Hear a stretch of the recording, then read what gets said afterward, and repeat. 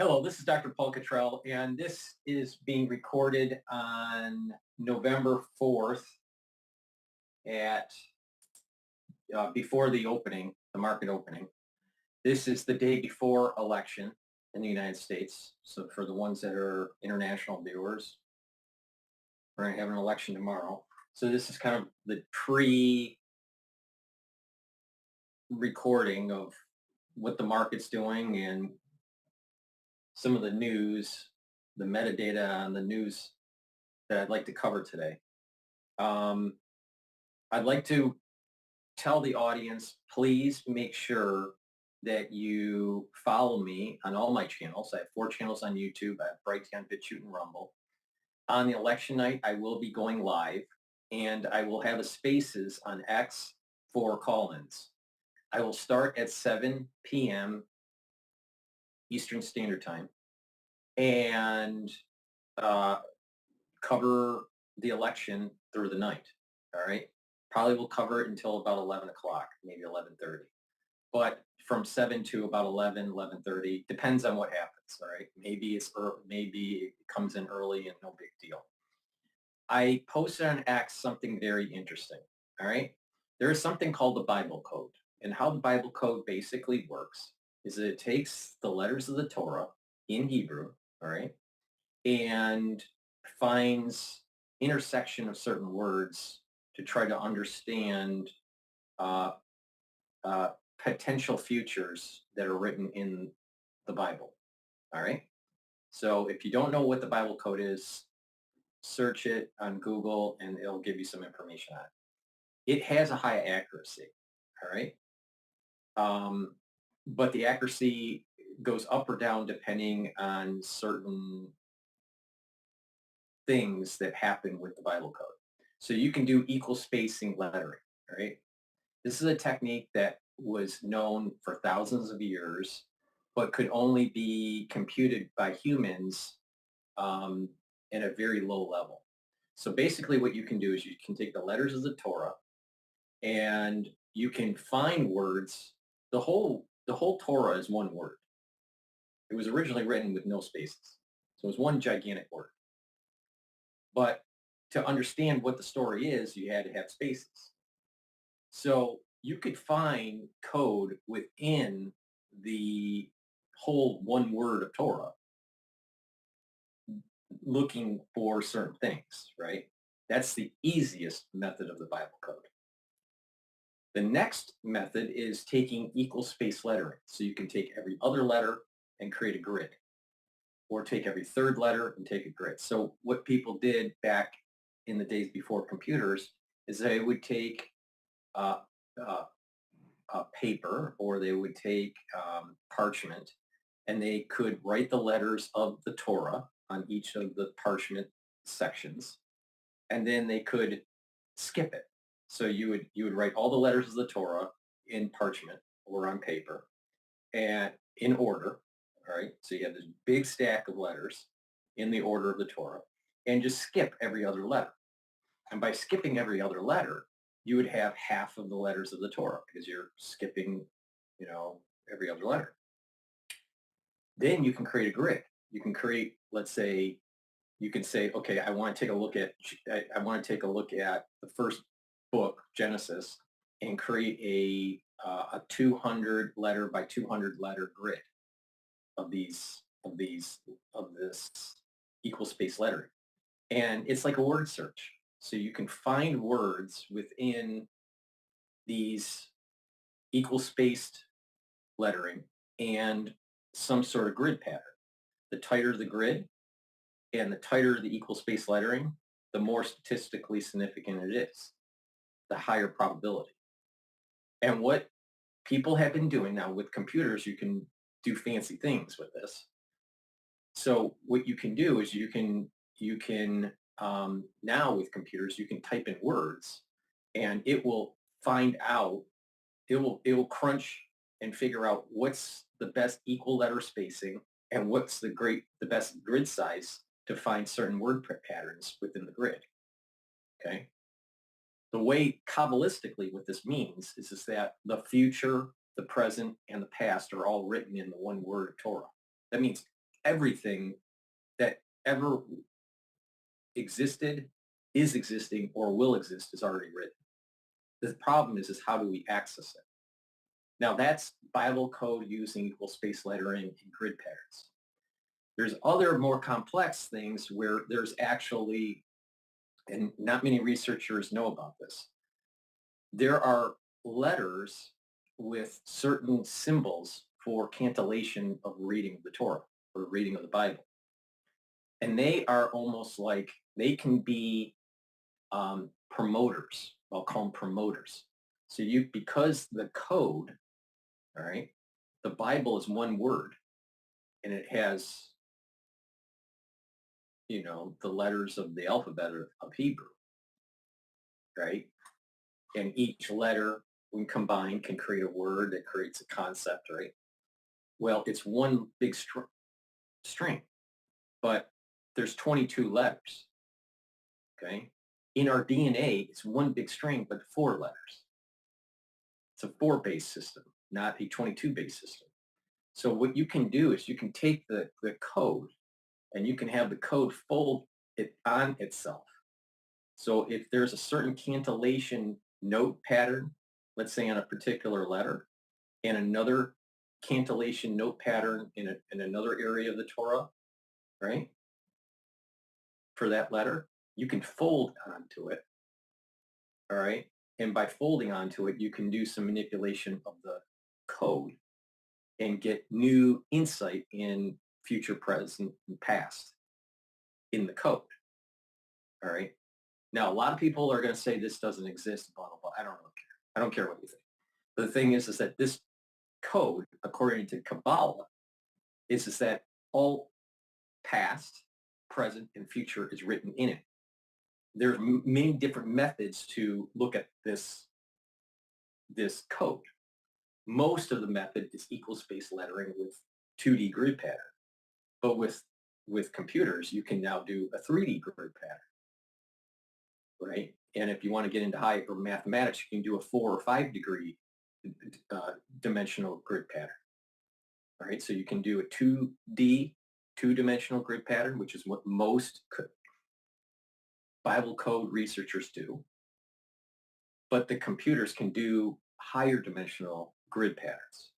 And then you can view it as almost like DNA, where it can fold on itself and code for new concepts or code for something new, all right? The code of the letters of the Torah can fold on itself and match. And that is telling you to look into that region. Sometimes in Kabbalistic deciphering, you take the opposite. So if you see the first letter of the alphabet, you use the last letter of the alphabet. If you see the second letter of the alphabet, use the second from the last letter of the alphabet and flip it. All right. There are about 4 or 5 main deciphering concepts. In addition, there's something called gematria, and gematria is the number. If you take a number of a word with another word that has the same number, they're connected. All right. So if you have a fold and there's an equal number on the first part of the fold with the cantillation and an equal number on the second fold, then there's something to be studied within this region that could be maybe inverted. The letters need to be inverted, or there's equal spacing that needs to be taking place. But the point here is that there's code within this gigantic one word of Torah. The Bible it's a narrative, and we understand the narrative because of just spacing. No, it's just sequence of letters with spaces that create words, that create concepts. But the reality is that the whole Bible is just one word. It was said as one word. There was no spaces. That means there's an infinite number of stories that are in there.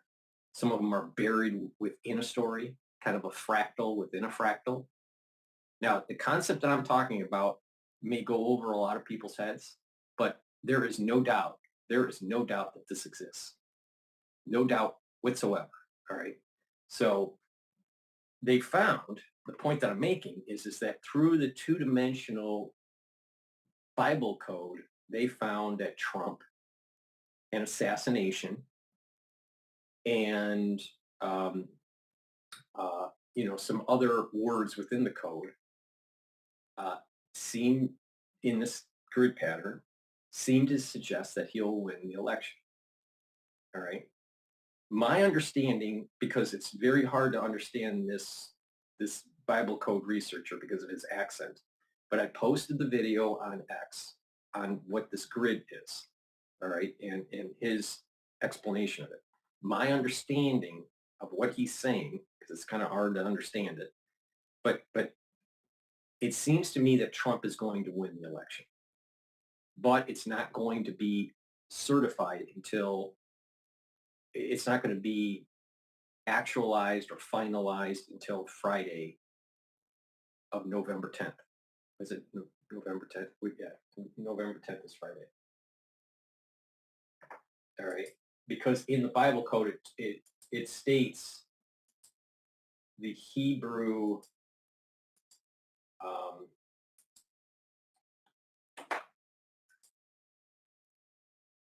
the 8th. I'm sorry, not the 10th. November 8th. November 8th. So basically the Bible code is saying he'll win, but there is some sort of delay. Now, it doesn't say why. Now, does that mean that maybe there's some legal things going on in the courts and they can't finalize it until after the court? I don't know. Maybe there's some stealing that's going on. I don't know. Maybe there's some sort of too close to call for, and then there has to be a recount. Who knows? But it seems in the Bible code that Trump wins, and that it doesn't get finalized until that Friday, which is November 8th. So that means that if you're a Republican, the Bible code seems to be on your side. Now, this probably has about an 80% chance of being accurate. All right. If you look at some of these predictions of the Bible code, now there could be a word in there that's not seen because the grid is created and you have to look for words. So it's the person needs to kind of like be able to see where the word is and it's equal space within the grid. So so you have equal space to create the grid, and then you have equal spacing to find the words in the grid. Now, if you have no spacing within the words within the grid, when you're finding the word, it has the highest probability. The more spaces that you have within the grid that's already created, then the less probable it is. So that's why there's a little bit of a fuzziness to it. There's a high accuracy with no space with the letters within the grid that's created, or the higher the spaces, the less probable it is, but it could still happen. But there seems to be a high accuracy of this method of generating this code. Now, what's interesting with computers and AI is you can create these 2D grids and then have intersections, and you can actually have a three-dimensional, like almost hypercube. You can have like a hypercube of this Bible code to take a look at how these are intersecting. That's a little bit more advanced to try to visualize in your head, but the point here is that there was one word that was spoken, and all of history, past, present, future, is in that one word. And being able to tease it out, that's a big gigantic fractal. And to be able to tease it out, those patterns within that one word, you have to use high computational analysis to do these equal spacing, lettering, and these grid patterns. But again, like I said, there's other methods where you can have things bold, almost view the code as DNA with a 22-letter system instead of a 4-base system. And there's things that can come out of it. There's fractals that can come out of the actual code. All right. Okay. So we're going to go over the markets. Now, right now, the markets are the futures market, because it hasn't opened up yet. The New York trading hasn't opened up yet. Futures for the S&P 500 is 5,728. That's below my 5,800 target for year end. I'm still at the 5,800 to 6,000 target for the S&P 500. Why is it lower? Because there is this election volatility thing. I still think it's going to rally, independent of if it's Trump or Harris that wins. But you have this pre-election volatility in the market. I'm not too worried about it. But I do think that by year end, you're going to be the S&P 500 is going to be trading between 5,800 to 6,000. That's I still have that call there. Support levels for the S&P 500 obviously would be the 5,500 mark.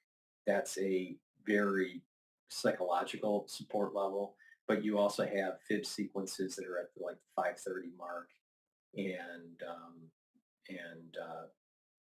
so you got to keep in mind that there's pretty strong support levels. There's because of the overlap of the COVID crisis fib sequence and the bull market, 2-year bull market fib sequence. They overlap, and at those overlaps, those are very strong support levels. I'm not too worried about a sell-off. Some people say, "Oh, it's going to be a sell-off, big sell-off, blah blah blah." I don't think that's going to happen. The dollar relative to the euro is trading at 1.09, and yen is trading at 151.7. So yen is, weaker. A few shows ago was at the 148 mark. So it is weakening. The yen's weakening. That's a sign that you can invest in the market. There's not a lot of stress. So that's a good sign. The other sign is the VIX is at 22. This is probably election volatility. So it's a little elevated. There's a little bit of risk building up in the market. And that's part of the reason why the S&P 500 is trading a little lower. And oil is trading right now at 71.81 so for WTI. So that's where the markets are right now. Please make sure you go to my store and help support my work. All right. I do a lot of effort to try to inform you, all right, about the economy, about how to improve your health, about the geopolitical unrest that's going on in Europe, in the Middle East, and in Asia, which I believe is all connected. So please help support my work by purchasing the products that I have on my store. I have ebooks, but I also have great supplements, and I have curated different boxes, the longevity boxes, which is a new brand that I'm coming out with, the anti-aging boxes that have been very popular, but also individual products. And some of those individual products are some of the basics that you need to take every day. These are things that I take every day. I do this health protocol, and this health protocol is basically, you do proper diet, exercise, you filter your water, right? You do balancing exercises, you do stretching, you have to do a little bit of cardio, a little bit of resistance training, proper supplementation, proper sleep, proper mindfulness, some sort of spirituality, and you have to challenge your brain. You have to learn new things. You have to read, write, and talk to people. Right? That's really important. And when you couple that all together in a holistic way, you can slow down the aging process, and you can improve your immune system and your endocrine system. And some of the basics that you can get on my store, the-studio-reykjavik.com, is the vitamin C. Vitamin C is really important for your immune system and for your skin. We're in the cold season. If you're not feeling well because of a cold or whatever, take a double dose of vitamin C throughout the day, and make sure you drink it with filtered water. Another, staple is a multivitamin. You need to take a multivitamin. This is an easy to digest multivitamin because multivitamins are cofactors for enzymatic activity. with proper cofactors for enzymatic activity, your cells will perform better. When your cells perform better, you have better metabolism, you have a better immune system, you have better endocrine system. Your bodies work on cells, right? Your cells do, the heavy lifting on things. So you got to feed your cells the proper nutrients, and proper supplementation is really important. So please take a multivitamin every day. This is an easy to digest multivitamin. Go over to the store to take a look at the vitamin profile because there's a lot in here. And take it every day. It's really important to take a multivitamin. But again, this is easy to digest. And another staple that's really important to take is vitamin B complex. Why? Because the first 5 B vitamins help with your mitochondria. And they'll help to boost up your ATP and improve the health of your mitochondria, right? But when you take vitamin B complex, it also helps with your neurons. As we get older, we have to really boost up our neural health. That's central nervous system and peripheral nervous system. So please go to my store, the-studio-reykjavik.com, get the vitamin B complex. It will improve your cellular metabolism, but it will also help with your mitochondrial health, boost up your energy levels, and help with your neural health. So please go to my store, the-studio-reykjavik.com. All the links are in the description of this video and all the videos I do.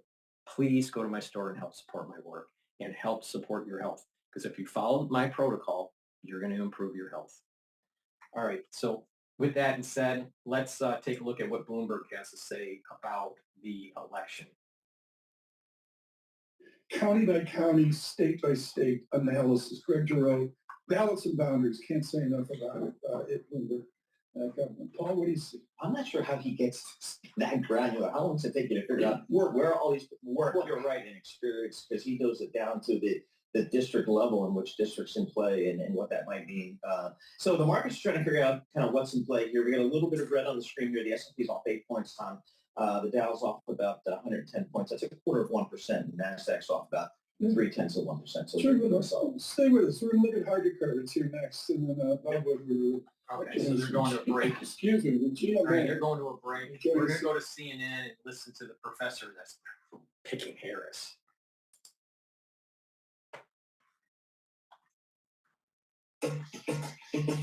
Each and every day, you make decisions. To make the right decisions, you need more than just data.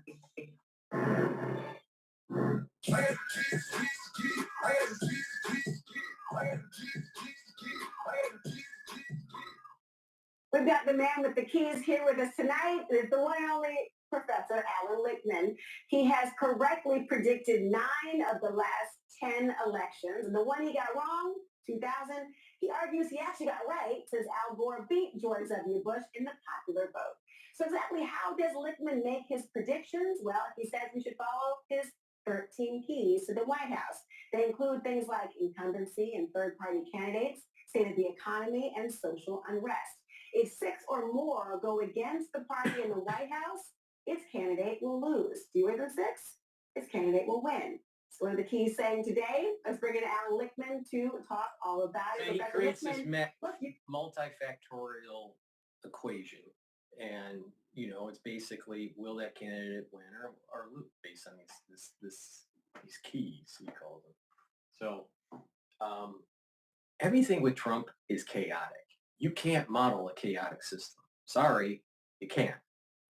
You can try, but a chaotic system breaks down somehow, some way, gives you an unexpected result. Everything about Trump is unexpected. Everything about Trump is chaotic. That's why trying to model this is not going to work. Now, what is interesting is that his model, right?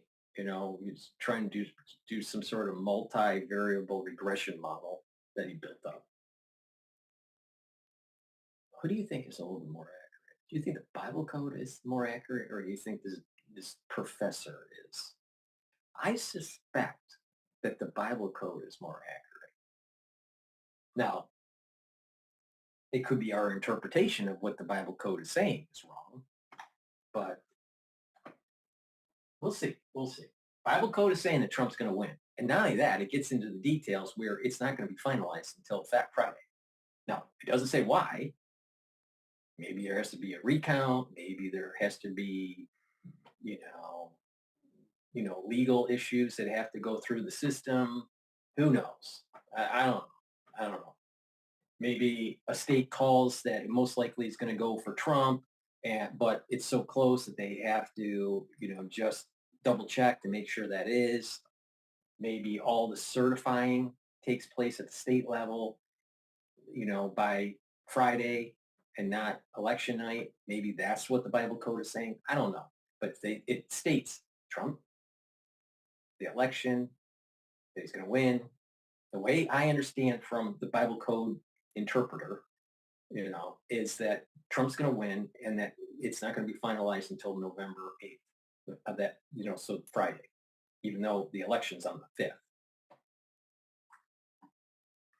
So let's see what Mr. Regression Analysis has to say. Kamala Harris, has anything happened in the last few weeks makes you feel more confident in your prediction? Nothing has changed. And by the way, I didn't say it was right in 2000 because of the popular vote. I said I predicted the right president based on the intent of the voters in Florida, as I proved in my 2001 report to the U.S. Commission on Civil Rights. But historians will be debating 2000 forever. Nothing has changed. The biggest myth in American politics is the so-called October surprise. How could nothing have changed when over the weekend they killed a squirrel because of an overreach of the Department of Health? All right, in I forget which state it was.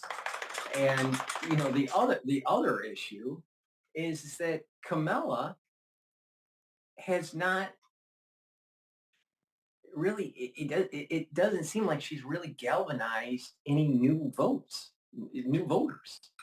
Now, maybe that's also true with Trump. I don't know. But the thing is that things have changed since the last they talked. I mean, they just killed a squirrel. I mean,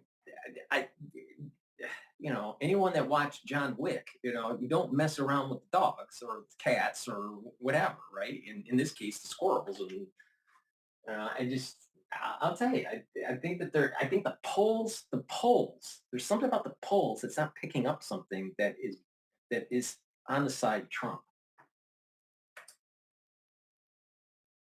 Before then and never changed that. In 2016, for example, we had the biggest October surprise. Donald Trump on tape bragging about sexually assaulting women, and a lot of women coming out and saying, yeah, he did that to me. Even Republicans were saying he was finished.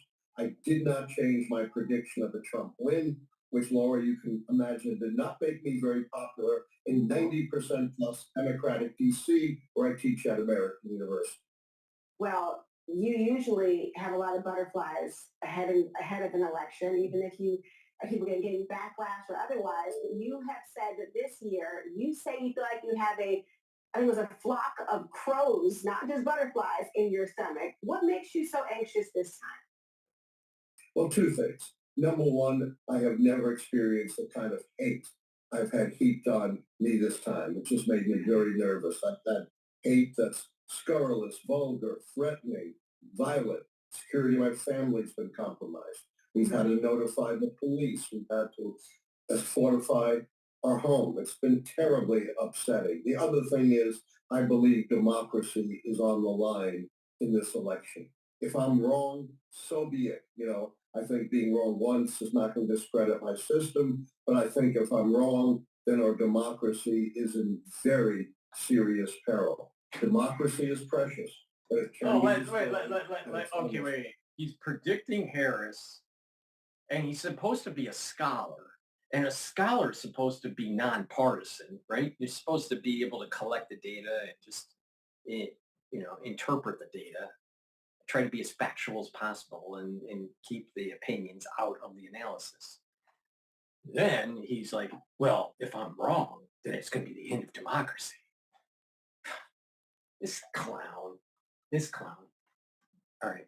John Hogue that I did a recording on, and I'm going to be replaying it tonight, predicts that Trump will win.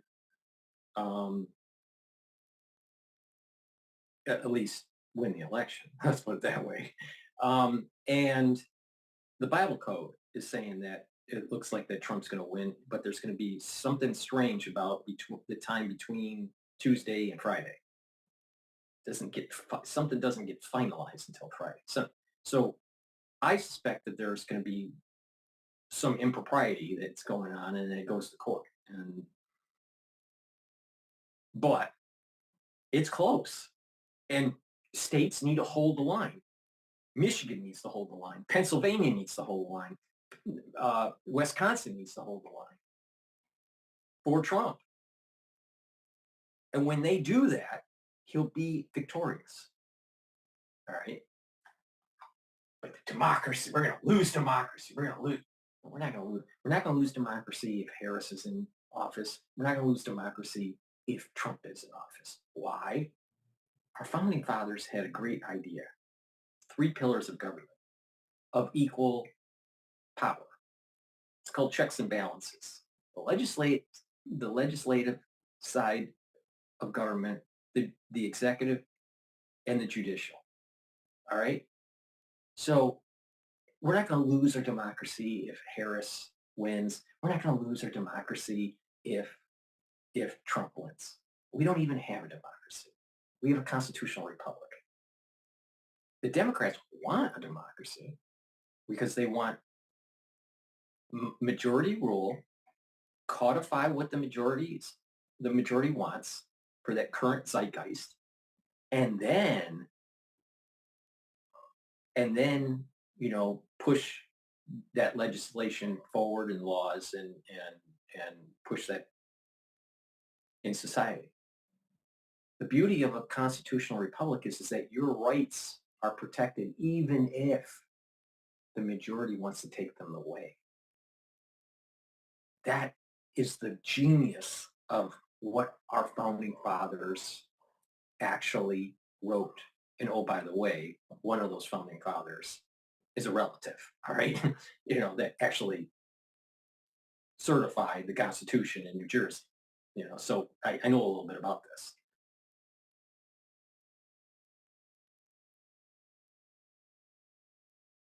Our constitutional republic is more important than this idea of democracy. Because democracy can take away your rights that have been enshrined in a document because mob rules. The whole idea is majority rules in a pure democracy. And that's what the Democrats, when you look at their name, that's what they really want. They want to overturn a constitutional republic. And we're not going to lose our constitutional republic. We're not going to lose our democracy. We don't have a democracy. Come on. So we're not going to lose our constitutional republic because we have balance of powers, right? But it's not going to be a smooth road. And they're going to be trying to pass bills that erode your constitutional freedoms. And then what happens is it goes to the Supreme Court and it gets bounced back. Now, the problem comes in is that when you have a White House, a legislative branch, and the judicial branch, all the same party. Now, they're at different frequencies. The legislative makeup during elections happen every 2 years, so that changes.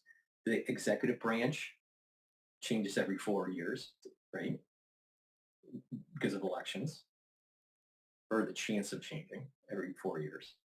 So you have high frequency changes in the legislative, which is why everything seems to be chaotic.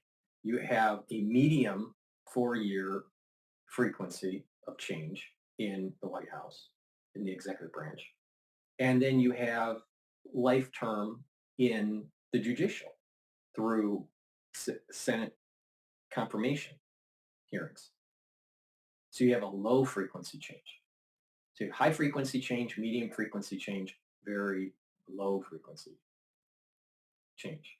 There is a genius about this concept with a constitutional republic and frequency of change within the different branches of government. Because of this change in frequency, the zeitgeist opinion, because of some sort of mob rule in the legislative branch, could be circumvented if a different party is in the executive branch, through veto. But even if it's the same party, the ruling party and the legislative is the same party ruling the executive, the probability of it going all the way through the judicial branch is lower because there's some sort of composition between Republican and Democrat. Now, ideally, it would be 50-50, but that's not how it works. In some eras, you have more Democrat, and some eras you have more Republican represented on the bench at the Supreme Court. Well, if you have, let's say, a executive branch and a legislative branch that can push policy that is eroding some of the constitutional rights that are perceived by the other party, and it goes to the Supreme Court, and let's say that Supreme Court ended up having a composition that's the same, the majority composition within the Supreme Court is in line with the majority at the legislative and the executive branch. Let's say, for example, Democrat in all three branches of government are highly represented. And they do things that the other party, the Republican Party, don't like, that they feel is an erosion of the constitutional freedoms. And what's going to happen is there's going to be a feedback loop for the next election within the legislative branch to push more seats to go Republican. And when that happens, that will change things. So things will be passed into law. And then eventually there is a slow churn that it comes back. A good example of this is this whole Roe v. Wade.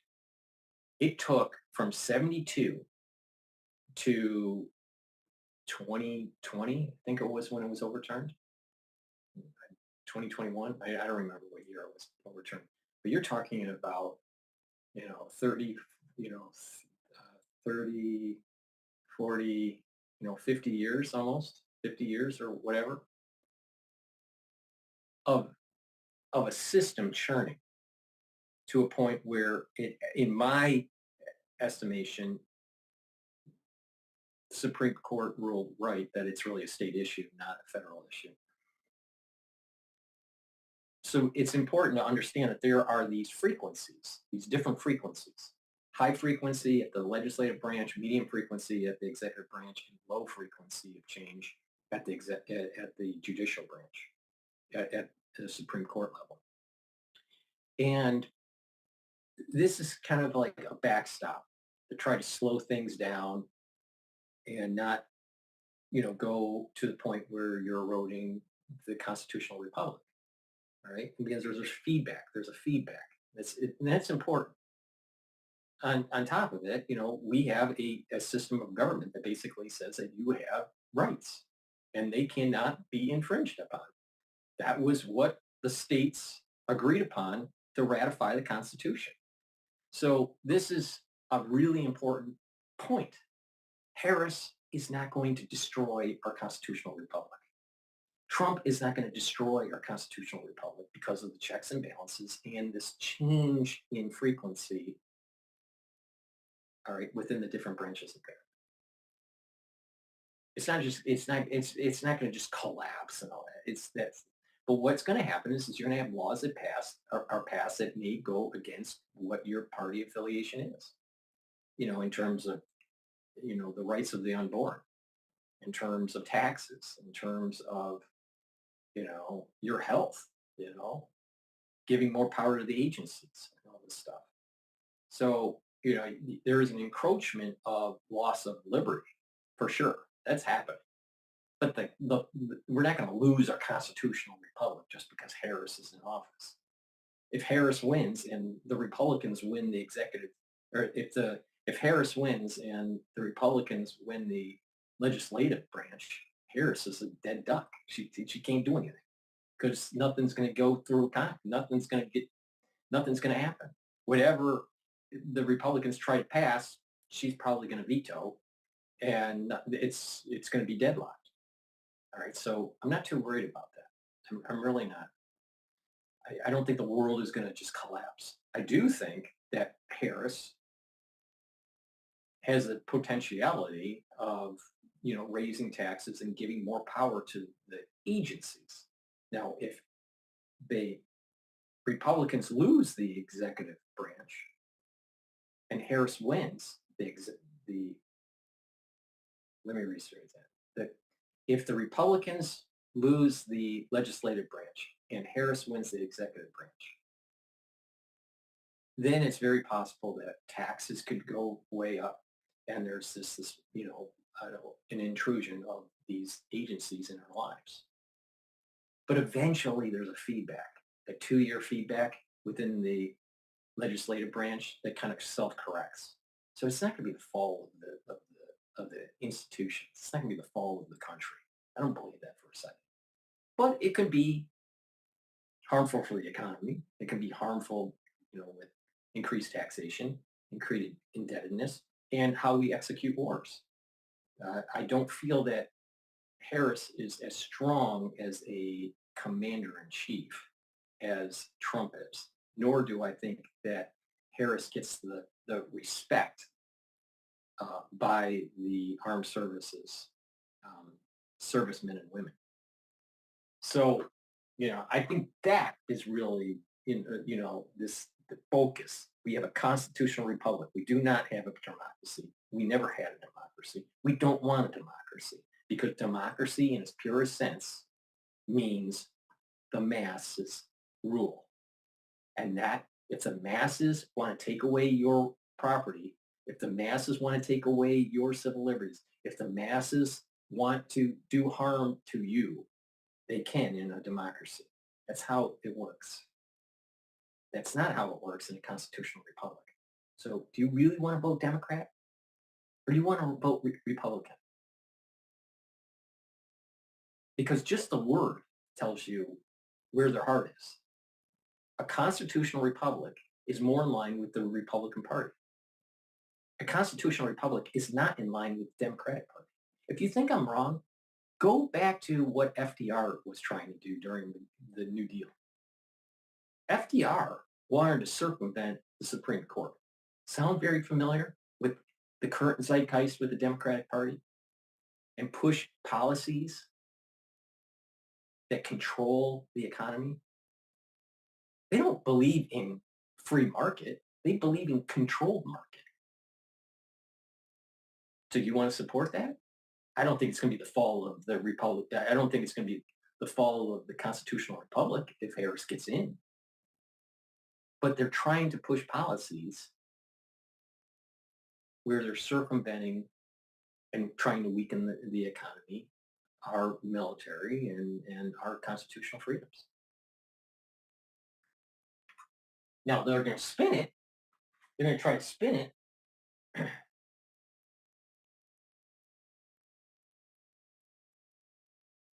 that Trump's going to be eroding our Constitution and all this, the Republican Party is going to erode the constitutional, rights of women, with their crotch rights, and they can just have their abortion any time of the day, 7 days a week, 24/7, no matter what.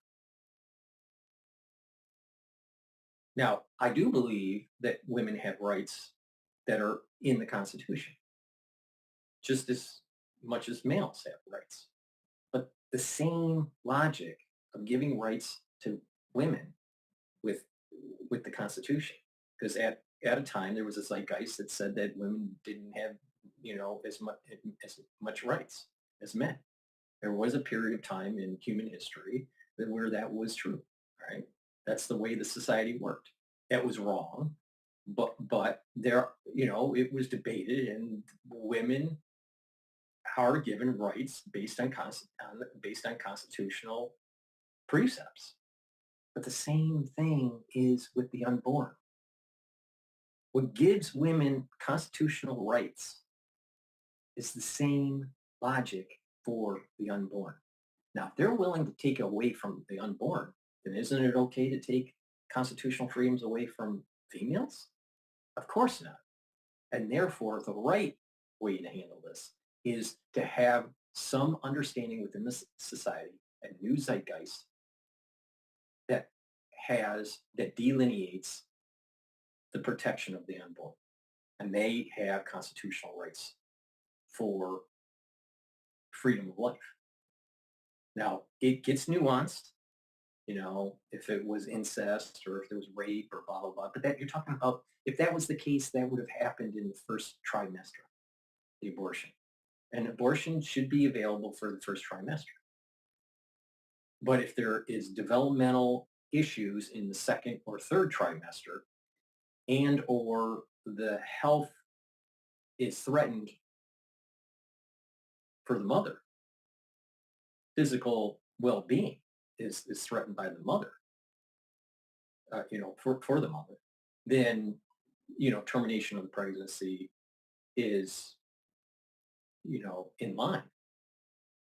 But, and the parents, if they, notice that there's some sort of developmental problem with the child as it's in utero, and they want to abort and try again, and another pregnancy, it should be their right, because they're the ones that have to deal with, some of the ramifications of some of these ailments, deformities, and these genetic issues that can happen during development. But there has to be a point where, if it's not incest, if it's not rape, if it's not, developmental issue, if it's not, threatening the life of the mother, there has to be some point where we protect the unborn. That's just the humanity there. And I think that the concept of constitutional freedoms endowed to humans, to mankind, means that it's being given to males and females and the unborn. Now, it does get a little fuzzy within utero. So I'm not saying ban all abortion. I don't believe that. There needs to be some provision in the first trimester, and need to save the life of the mother in second or third term, or if the parents want to terminate the pregnancy because of developmental issues, then I think that that gives them the option to be able to try again. Because not every pregnancy works out. It's just, an emergent property where the development doesn't work out very well. And because of modern technology, they can take it to full term now. Well, in older times where medical care wasn't as good, most likely those pregnancies would have been a natural abortion anyways. So, it's nuanced. But it's not taking away the freedom of a woman to with their body. So we have to kind of really focus on this. All right. The rights for a woman are enshrined in the Constitution, but the rights for life in utero are also enshrined in the Constitution. We just not want to admit to it. All right. That was long-winded. Sorry. Ways destroyed from within. And unfortunately, the trend of this century has been the decline of democracy all over the world. And I'm worried about our country. See, I'm so sorry to hear. Bloomberg's saying the same thing with Woodward. Trump is a danger to democracy. Yeah, danger to their democracy because he represents a constitutional republic. It's a danger to their mob rule. I'll tell you. But I'm bouncing around. I'm sorry. I want to hear what the Bloomberg. the debates. There are lots of signs of two qualities: independence and determination. And I think that that is a good thing. That's not a political judgment. It is what I was able to do in the reporting about what her course of going to president school is. She's got a national security advisor named Phil Gordon, who is really experienced. Right. Really goes back a long time into the White House and the State Department and brings a lot of knowledge. Who's Donald Trump's national security advisor? His mouth. He will say whatever he wants, whatever springs in. That is the danger we face. Bob Woodward, one final question. The dedication for my lifelong friend and reporting partner, Carl Bernstein. Do you guys talk a lot? Like, is there a Bernstein-Woodward take on where this nation is going right now? Well, we do talk all the time, 3-4 times a week for sure. We saw each other recently. We did an appearance together and just a few days ago in New York City. The question here is, who's Trump? Who's Harris? One important credential that Harris has is that Secretary of Defense Austin has a lot of respect for her. I describe new scenes in the book about what Austin has done and how he's been very... You think that the record for the Biden-Harris administration is good in terms of foreign policy? Are you fucking kidding me? Are you fucking kidding me, Bob Woodward? Look at what happened with Ukraine. Look at what happened with the debacle of the withdrawal from Afghanistan. Look at the Middle East is in flames, and we have a weakened military, a weakened Navy that may not be able to actually do a three-front war with Asia. And we're going to have these experienced people, in the Harris administration. You had experienced people in the Biden administration. You even had experienced people in the Trump administration. The problem is Trump kept on pushing back on the national security state. He thought they were going in the wrong direction. He didn't like it. Meanwhile, you got an empty suit Harris that's going to just nod her head and go, what would you like, Secretary? What would you like, Secretary? What would you like, national security state? Whatever you want. Because she's an empty suit.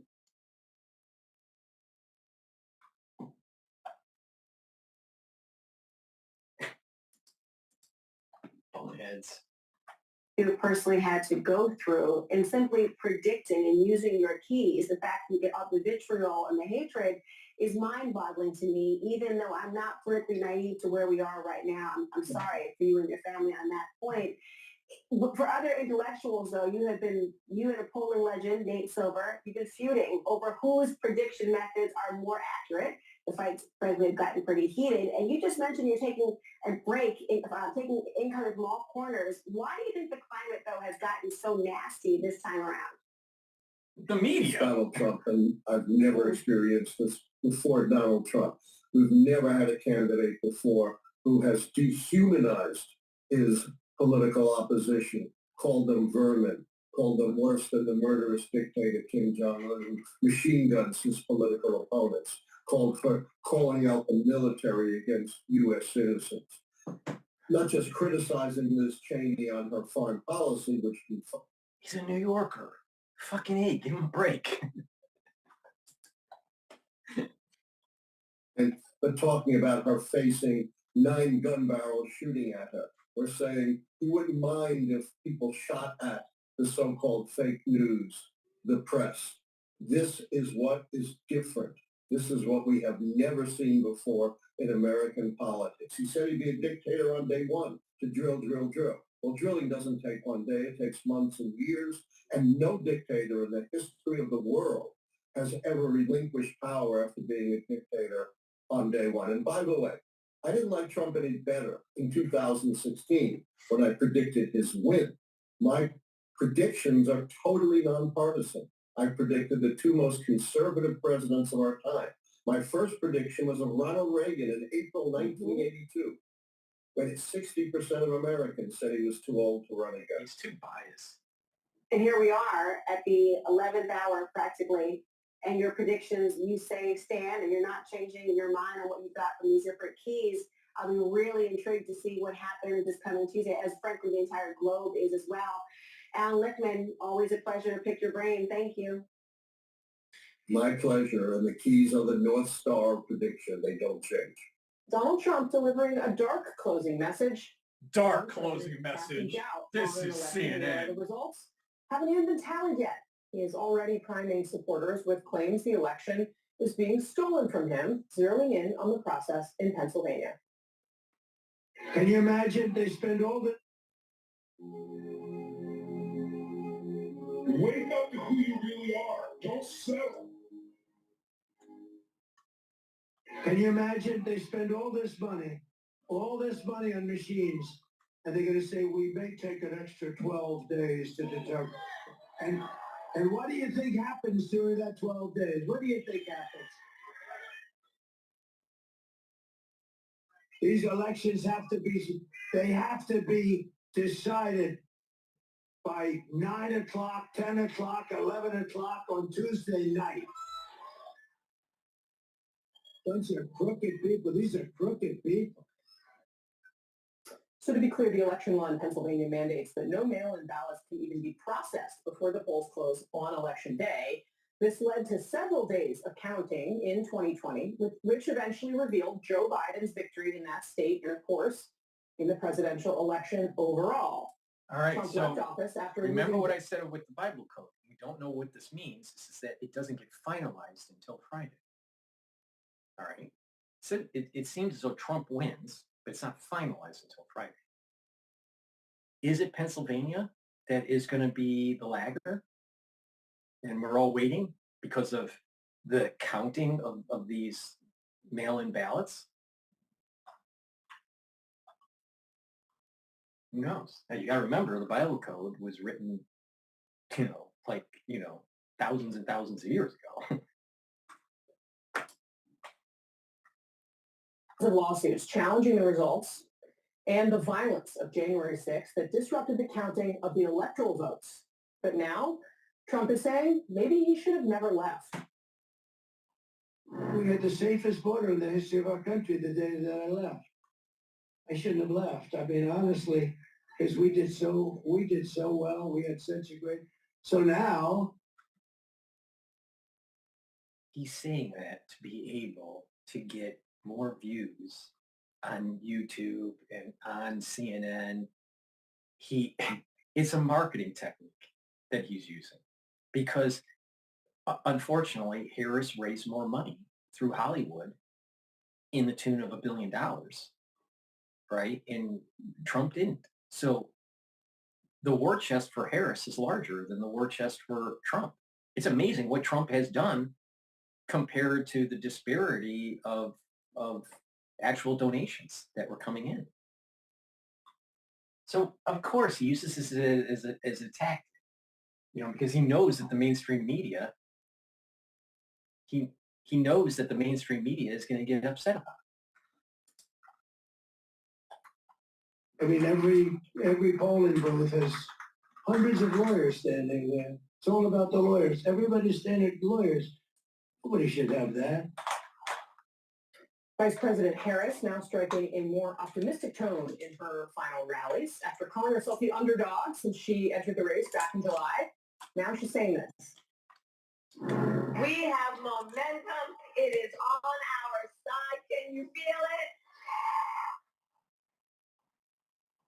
She has momentum, but she can't feel it.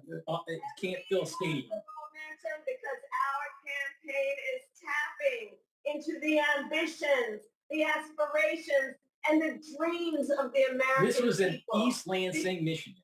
Michigan, listen to me. I was born and raised in Michigan.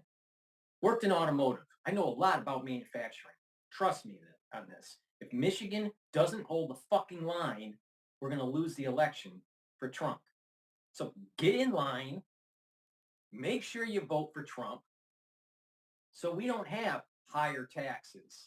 So we don't have a empty suit chief of the military. So we can actually rebuild our military. All right? It's really important. Under her, we're not going to have a strong military. Are you kidding me? Are you kidding me? How are you going to build the ships when you don't have the shipyards? When you don't have the manufacturing? You got to bring back the manufacturing to have a war footing. You really think that she's that smart to be able to do that? She thinks she's going to control your grocery prices by capping, by doing some sort of cost capping, some sort of price capping. That doesn't sound like a free market to me.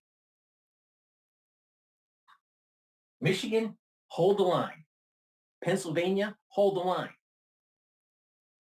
Or our constitutional republic is at stake. Because we're going to have the erosion of our civil liberties. We're going to lose our country, but it's going to be going through some bumpy waters.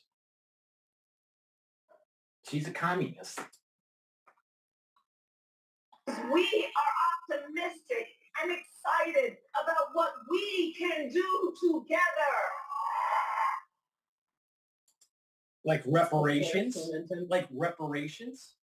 Like pushing DEI? Really? Is that the country you want? I mean, we also, we just went through a year of why DEI doesn't work real well.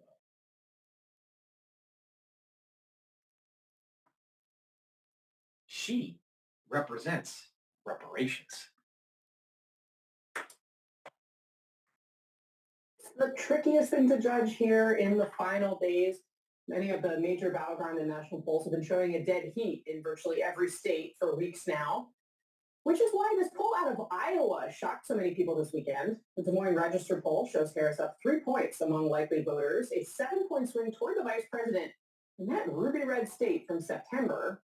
The new margin delivering what sources tell CNN is a gut punch to members of Trump's team. I just don't understand this Iowa poll. Being close, yeah. But for it to be, within the margin of error, but with Kamala, why? Iowa's a big farm country. You're telling me farmers want Kamala? There's that many farmers that need abortions? You kidding me? Something's not right there. Is there something weird about the polling that's not picking up some sort of silent majority for Trump? Maybe. Is this just, some sort of bias polling to try to give some momentum in the media for Harris? Maybe. But I have a hard time believing that Iowa's going to go Harris. You kidding me? You kidding me? What did they get? They gave the ballots to the cows?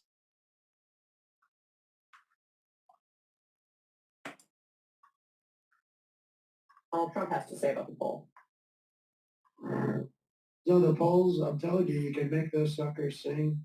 You get the right pollster, you can do, and you really do inflict damage, when you do like this person from Iowa. It's called suppression. They suppress, and it actually should be illegal because in many ways, it's worse than the written word, which these guys do quite well, actually. That same Iowa poll correctly predicted Trump's victories in the state in the past 2 elections within 2.5 points of the final margin of victory. Joining us now to discuss all of this, Jackie Kucinich. She's watching Bitchute for the Boston Globe. Jackie, good morning. Good morning. Wonderful to see you. Boston Globe, another Election day is tomorrow. liberal. So let's talk about where this race stands in the final stretch. I mean, you can see there Trump already running the strategy, trying to cast doubt on the results. The Harris team feeling, and when I talk to my Democratic sources, they are feeling cautiously optimistic about where the momentum is. There had been this period where it felt like the race was swinging back towards Trump's direction. I think the big question, Is it coming back toward Harris here in the final days? Well, and you have the New York Times poll this morning that says, yes, that those late-breaking voters, of which there are very few, are breaking. They're seeing them break for Harris. Now, will it be enough? And that is the open question. But even listening to those messages, it's really interesting. It's hard to see who the insurgent candidate is at this point, who's the incumbent, who's the challenger, because it really does sound flipped right now, particularly how the former president is talking. Listen, he has been sowing discontent about this election for a couple months now. And look at the front page of the paper. Everything's about trying to safeguard the vote because these election officials are really concerned about this. I mean, we reported it, the Post and USA Today. I'm sure the Times has done it as well. Yeah. And what you're hearing is comments about having to have the vote counted on election night. That's just, I mean, election officials have been out for months saying that's not going to happen, and not because anything bad is happening. It's because good things are happening. It's because in these states where the margins are so thin, every vote has to be counted, and that's going to take time. Ever feel like your mind could use a refresh? Before you reach for another supplement, here's something you might want to know, because what your brain really needs to feel sharp might be simpler. All right, let's go back. What's going on in the news? All right, this is Fox Business. Welcome back. Donald Trump and Kamala Harris are making their final pitches to voters today with just one day until Election Day. Trump is holding campaign rallies in North Carolina, in Pennsylvania, and in Michigan, while Harris is focusing on Hold the line, Michigan. Last day on the campaign trail. Two new national polls released yesterday showed Trump and Harris in a very tight race. An ABC News Ipsos poll says that Harris leads Trump 49 to 46% with a 2% margin of error, while an NBC News poll finds that Trump and Harris are tied at 49%. Joining me now is former Arkansas governor, former presidential candidate, and Trump surrogate, Mike Huckabee. Governor, great to see you. Thank you so much for being here. It's great to be with you, Maria. Just a few more hours and this starts being over. And I think most Americans will be glad. Are you buying these polls, Governor? I mean, I can't believe how tight these polls are. And they tightened even further if you look at the betting markets overnight. I really don't buy it. I mean, there was one that came out over the weekend in Iowa, and it showed that Kamala Harris had erased a 10-point lead by Donald Trump, and she was now 3 ahead. Let me tell you why there's no credibility to that. If that poll were real, both candidates would be going to Iowa this week. They're not. They didn't go over the weekend. They're not going today. They're not going tomorrow. And the reason is because their own poll showed them that that state is not in play. Where they're focused is where you see this race coming down to. And I'd say more than anything, it's Pennsylvania. And frankly, that's a pretty smart idea. I mean, obviously he knows about politics, right? Because he's ran as governor and whatnot. But I think he also he was running as a primary candidate for the Republican presidency, I believe. But the key here is that, through his experience, he just said something genius that I wasn't thinking. If it's in play, why don't you go there and campaign? And, near the very end, because it's not in play. By his polling. He just said it's genius. Genius. Be decided by the Electoral College. But what does matter is whether or not there's enthusiasm for either candidate. I don't see enthusiasm so much for Kamala Harris. I see enthusiasm against Donald Trump. That's the only reason she's got any momentum at all. And it's just because that some people are stupid enough to believe that all of the Trump supporters are garbage, Nazis, fascists, un-American, all the labels that have been thrown. But I'm going to tell you what that's done. It's also motivated the Trump voters to say, It's the party of Trump. It's the Republican Party that's going to save the squirrels, not the Democrats, because the Democrats want to have more agency control over your life and euthanize your squirrels. Trump's not going to do that. So please go to your polls tomorrow and make sure you vote for Trump, especially if you're from Michigan, because there's a lot of squirrels in Michigan. Like being called un-American, fascist, racist, homophobe, transphobe, and every other name, including garbage. So I think I'll just show up and vote for Trump and mess up the minds of the other side. Yeah, wow. Look, I mean, I'm wondering if we're going to know on election night, because this whole idea of waiting 2, 3, 4 days a week until we know who the president is really frustrating. So let's talk about some closings and what races you're going to be focused on. 7 o'clock, the polls close in Georgia and Virginia. 7:30, North Carolina and Ohio. You got 8 o'clock, 8 p.m. tomorrow night. Florida closes, Michigan closes, Pennsylvania closes, Texas closes. That's going to be a big hour, the 8 p.m. hour. At 9 p.m., Arizona closes. Then you've got Nebraska, New York, Wisconsin closing that as well. Then at 10 o'clock at night, you got Nevada closing.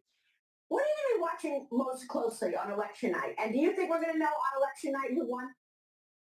For the ones that don't know, I'm doing a live broadcast starting at 7 o'clock tomorrow.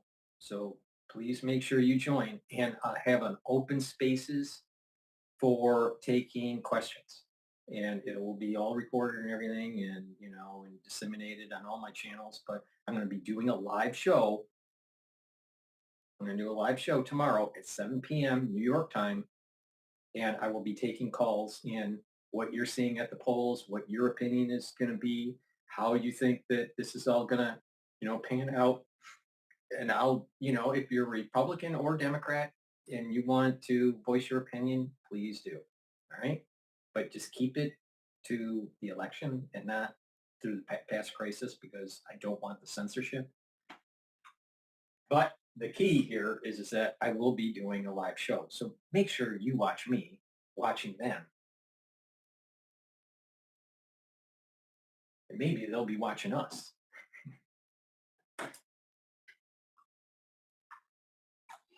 I certainly hope so. I think it's a disgrace that the elections can't be decided on election night. The only reason it can't is because you have election officials in these states that just haven't created efficiency.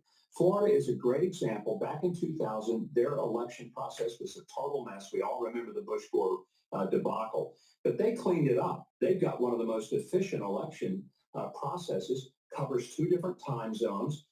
It's a huge state, gotten even bigger, and they'll have their election results in before people go to bed. If they can do it, anybody can do it, and every other state ought to look to Florida as the model. Yeah, well, look, we've got so much mudslinging in this, the 11th hour here. President Biden insulted Trump supporters again during a campaign stop in Pennsylvania this weekend. Watch this. I just granted, we used to have a little trouble going down the plot once in a while. But I'm serious. These are the kind of guys you like to smack. Just the other day, a speaker at his rally called Puerto Rico a floating island of garbage. Well, let me tell you something. I don't know the Puerto Rican that I know, or Puerto Rico where I'm in my home state of Delaware. They're good, decent, honorable people. The only garbage I see floating out there is just supporters.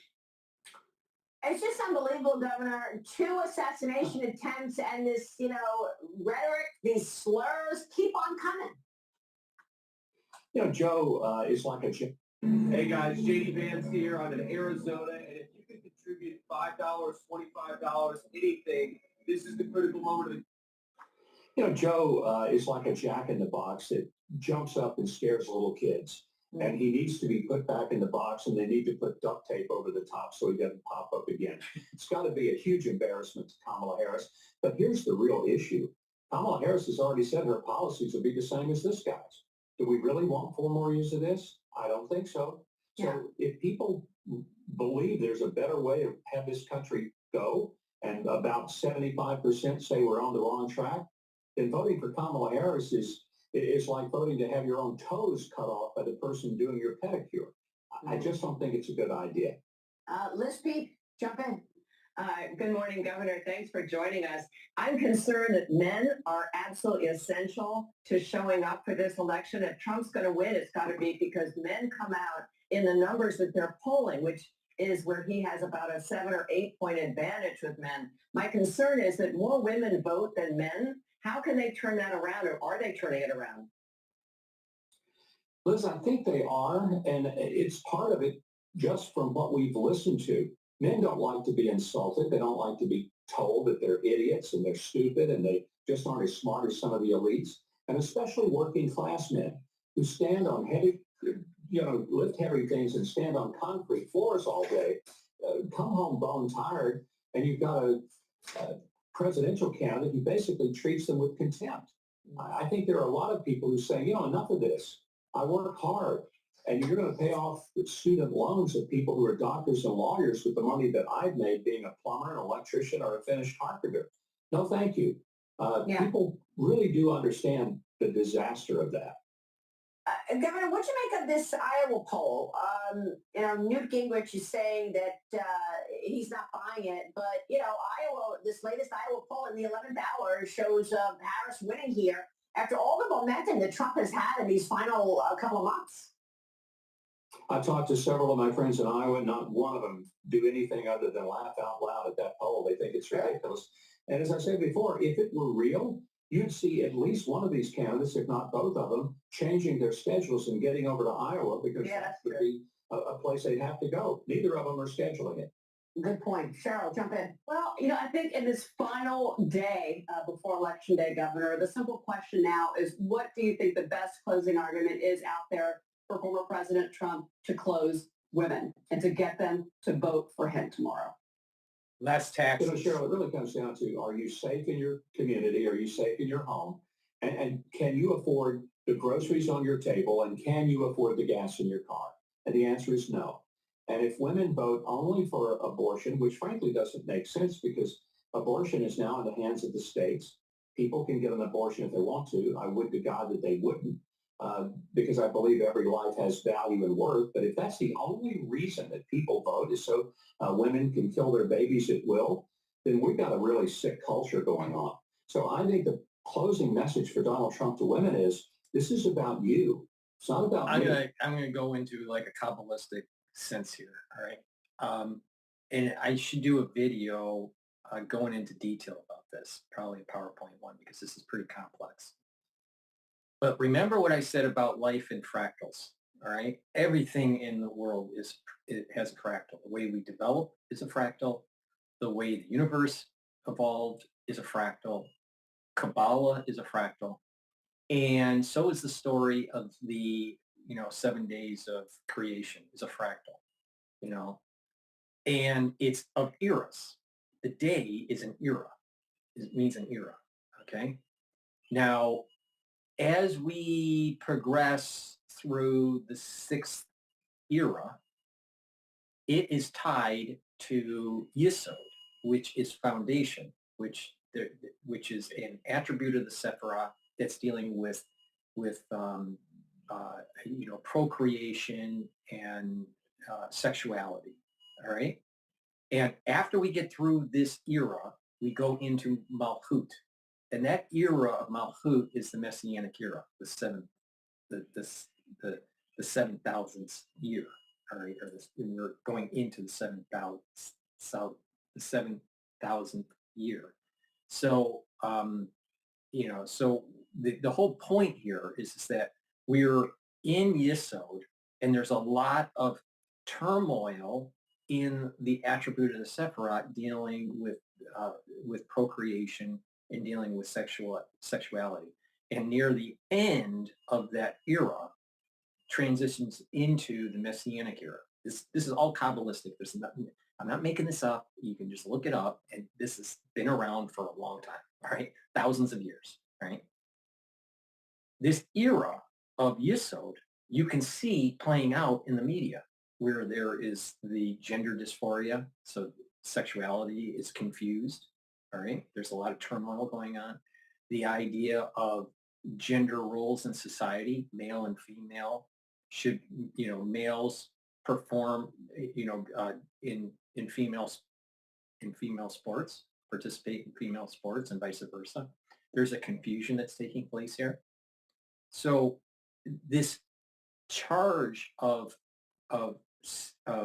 procreation, the idea of getting rid of your child versus another group that's saying to have your child, So when you have an attribute that is polarized, an attribute of the Sephirah that's polarized, it creates an energy force. And that polarization is positive, negative, right? or good, bad, or save a life, kill a life.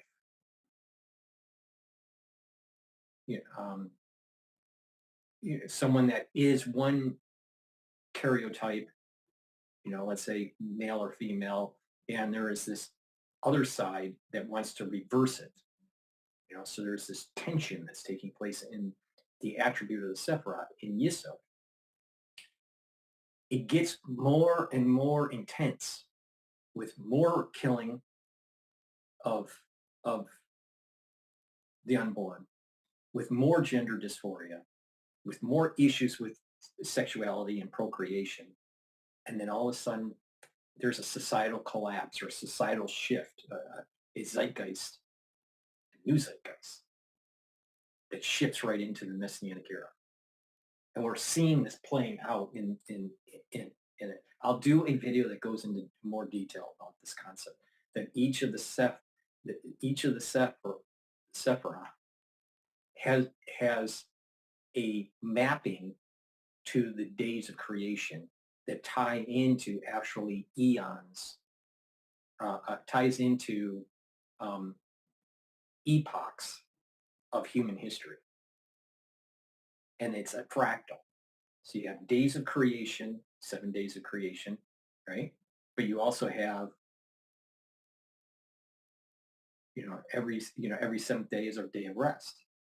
Well, you also have, rest at, the 7th year. You also have rest in the 49th year, right? You also have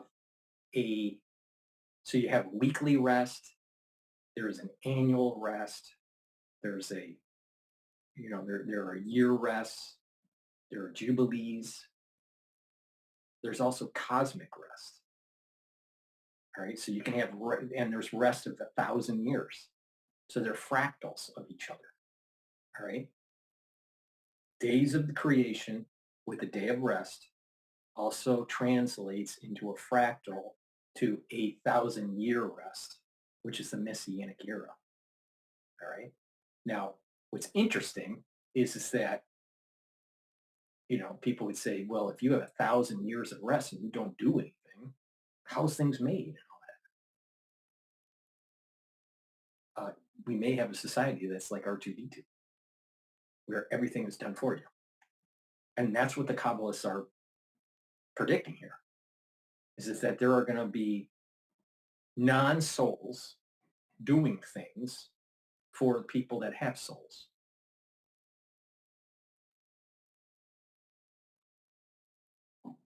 So you're seeing this tension within Yisod, with this procreation sexuality in society, all around the world. And it's going to get worse and worse until there is a societal collapse. And then all of a sudden, the Messianic age gets booted in. You go right out of Yisod and you go into Malchut, the year of the Messianic era. The transition into really a Messianic era. But there's some details that I need to go over in the PowerPoint. But that's the crux of it. And you're seeing it playing out in the media. But the thing is that very few people can see these things. I'm not the only one that sees this, but there are very few people that see it in this lens. And like I said, the ultra-liberal, if you pay attention to what I've been saying for a year, the ultra-liberals' they're going to eat their own tail. And that the pendulum from ultra-liberalism is going to swing to conservatism because of this, with the DEI and the gender dysphoria and the destruction of this idea of, no affinity to God, country, or family. The Democratic Party isn't for family. They're not for family. They want families to be fractured, for sure. They're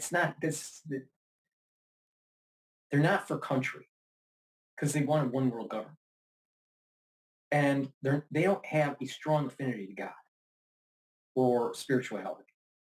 And so when you have these three things, it's no wonder that Yisod is in such turmoil right now in the age that we live in. And It's going to get worse, but what's going to happen is that conservatism is going to boil up to the surface and let in the end. It's the sun is setting on Yisod. You know, I'll try to be poetic here. The earth always has a sunset and a sunrise, no matter where you are in the world. Okay? So there's going to be this point where you have a sun setting of Yisod and the sun rising of Malchut because of this destruction that's going on with God, family, and country. Because of this energy problem that's in Yisod.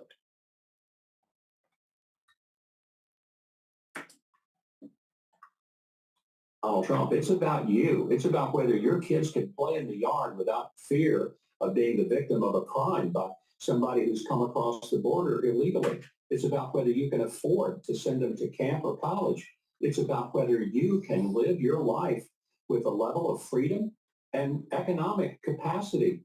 And you can't do it if Kamala Harris gets in because you've lived under the Joe Biden, Kamala Harris policies for 4 years, and it's been a real mess for you. So why inflict that pain on yourself for 4 more years? Mm-hmm. Yeah.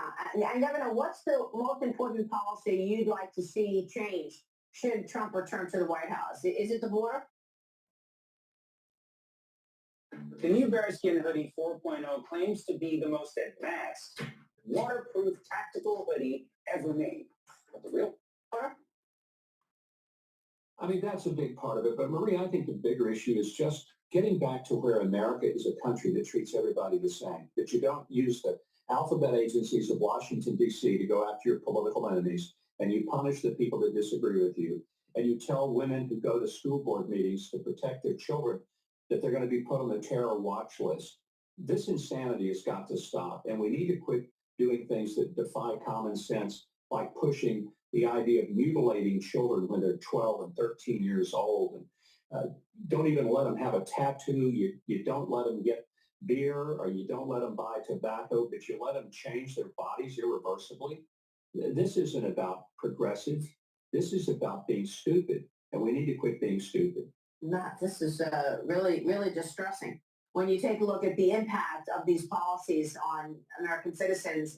And if you just ask that question, are you better off today than you were 4 years ago? I think most people would say no, given the level of inflation. There's no way somebody can say, yeah, I'm really better off. Everything is better. My groceries are cheaper. I can afford gas. I can go places. Right. Airline tickets are better. Hotels. There's nothing that is actually better. So if that's the case, voting for Kamala Harris is truly one of the most, I guess, inexplicable things I can think of. Why would you do that? If you don't like Donald Trump's personality, okay, that's fine. But I like his candor. I like the fact that there's a transparency there that is refreshingly apolitical.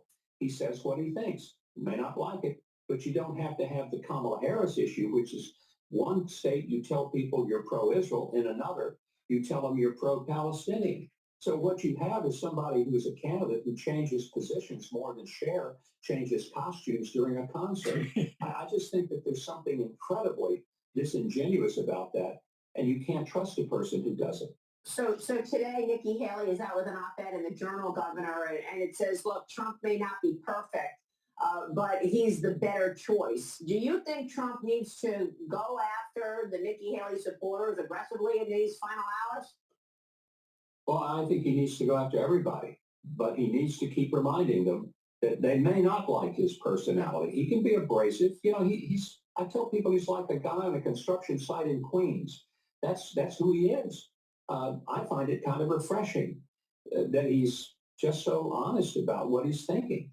But I do think that it's a great opportunity for him to remind people that they're not electing, as Franklin Graham so brilliantly said, you're not electing somebody to be your Valentine. You're electing them to manage the country and to scare off foreign enemies and to lead this country to economic prosperity for everybody, no matter their color, no matter their gender, no matter their geographical location, to make America great again. And gee, that's a great phrase. Maybe he should use that. I don't know. We'll be a winner. All right, Governor. Great to see you this morning, Governor. Thank you. All right, we'll go to Trump. Trump news on Bloomberg. But before that, please go to my store, the-studio-reykjavik.com, and help support my work. I give you a unique insight about economics, the political scene, international affairs, and also your health. All right? So a great way to improve your skin, improve your bones, improve your joints is to take the collagen peptides that I have. There's a big scooper in here. You take it each day. You can mix it, in a smoothie or take it with water, or some people mix it with milk. Other people, will mix it with their food. But how I do it is I mix it with hummus. All right. But there's other people that just take it with a smoothie or some sort of, shake drink or whatever. It has a very impressive lipid profile. All right. Or not lipid profile. I'm sorry. Amino acid profile. And the collagen here is very high quality. All right. So please go to my store, the-studio-reykjavik.com, and get the collagen, improve your bones, improve your joints, improve your skin. I have also a skincare anti-aging box, beginners and advanced, that has the collagen in it, and you get a few other supplements that help to improve your skin, because there's a method to really boost your skin health. But collagen also improves the health of your hair and of your nails. So please go to my store and get the collagen. We need this as we get older. So please help support my work and help support your health by getting the collagen. In addition, I have partnered up with Rainbow Herbals, and we've developed these all-natural deodorants. We have it in peppermint, lavender, and tea tree, and also in citrus. These have no aluminum in it, no baking soda. They're made from essential oils made in the Himalayas, and it's a dual-purpose product. You use it as a deodorant every day, but it also helps to detoxify your body because of the ingredients that's in here. So please go to my store, get the citrus or the peppermint, lavender, and tea tree. It's for males and females. Get a couple bars for your household and help support your health and help support my work. And olive leaf extract, really important. It's a dual-purpose product. You should be taking this every day. Why? Because it'll help to improve your immune system and your cardiovascular system. How does it work, Dr. Paul Cottrell? It works like this. Olive leaf extract will lower your LDL and increase your HDL levels. So that means that you're improving your lipid profile, and that means you're controlling your total cholesterol. All right? By doing that, you're improving your cardiovascular health because you're reducing the chances of having oxidized LDL, which builds up plaque. So you're reducing the chances of plaque buildup. In addition, olive leaf extract helps with the immune system by bringing down inflammation. So it's a dual-purpose product. It's a great way to, take a supplement that's doing two things for you, boosting up your immune system and helping with your cardiovascular system. So please go to my store, the-studio-reykjavik.com, and get the olive leaf extract. Take it every day and improve your health. All right. Bloomberg is in commercial. So let's go to Michael Moore, because he's from Michigan. We cannot wake up the morning after Election Day wishing we had done more. The truth is, a donation at this stage of the race There are just 2 days remaining until what could be the most consequential election of our lifetimes. And NBC News is out with its final poll, which shows both Vice President Kamala Harris and Donald Trump tied at 49% nationally. But it features Harris leading among voters on the key issues of abortion, bringing the country together, and looking out for the middle class.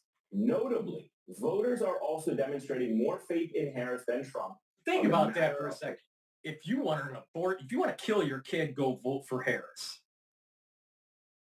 But they're saying that to vote for Harris, it'll be better for the economy, better for the working person. You're going to have lower taxes. The middle class is going to have lower taxes. That means you'll have more money to spend. In addition, he's going to drill, baby, drill. That means your energy costs are going to go down. That means the heating of your home is going to go down. That means your gasoline prices are going to go down. That means that the input cost for making goods is going to go down. So Trump's going to bring down inflation by drilling. Drill, baby, drill. All right? Do you think Harris is doing that? No. Trump is better for the economy. The working person. No, the working person needs to wake up and stop voting Democrat because you've been voting in a block because your Teamster leader is telling you to vote that way because they're getting paid by the Democratic Party. All right? Wake up. Women out there, they're crotch right voters. They're one-issue voters. You know what? It's a state issue, not a federal issue. Harris can't write a executive order saying she's going to ban, any prevention of abortion. She can't do that. She doesn't have the power because it's at the state level. And same thing with Trump. Trump can't just, write an executive order and say he's going to say no abortions in the United States of America. He can't do that because it's a state issue. And Michigan, which needs to hold the line for Trump, your abortion issue has already been solved. You can have it. So crotch right women that are voting for Harris because they're one party, they're a one issue voter, wake up. Wake up. You got to look at this holistically. And there will be a time when we get out of Yesod and go into Malchut that the people that actually aborted their baby, right? That aborted their baby because of economic issues, not some other tangential issue, all right? But because of economic issue is murder. But we're at a zeitgeist where we're not going to consider it that way. But there's going to be a new zeitgeist in Malchut, in the age of Malchut, where what you did is actually murder.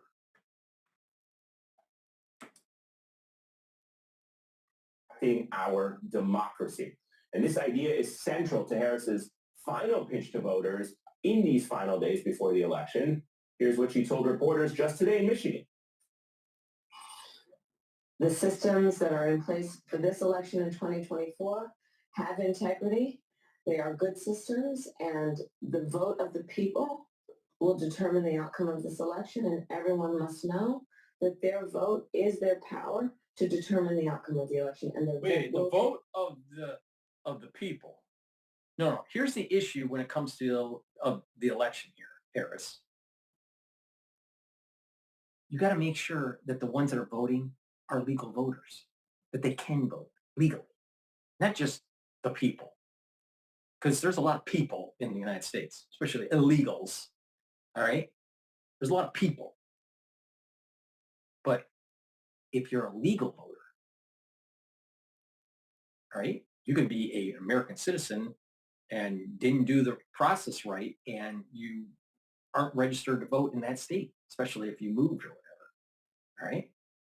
So legal voting, and everyone's counted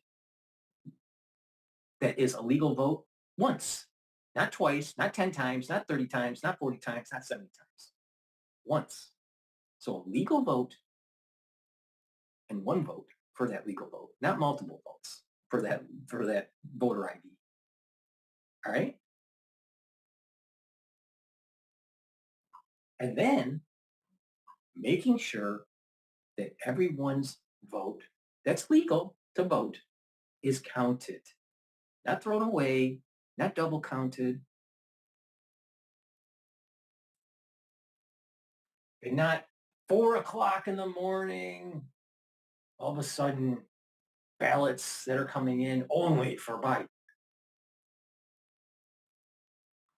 Why would she focus on Michigan unless there was a lot of impropriety going on in Wayne County? Hmm. Hmm. Hmm.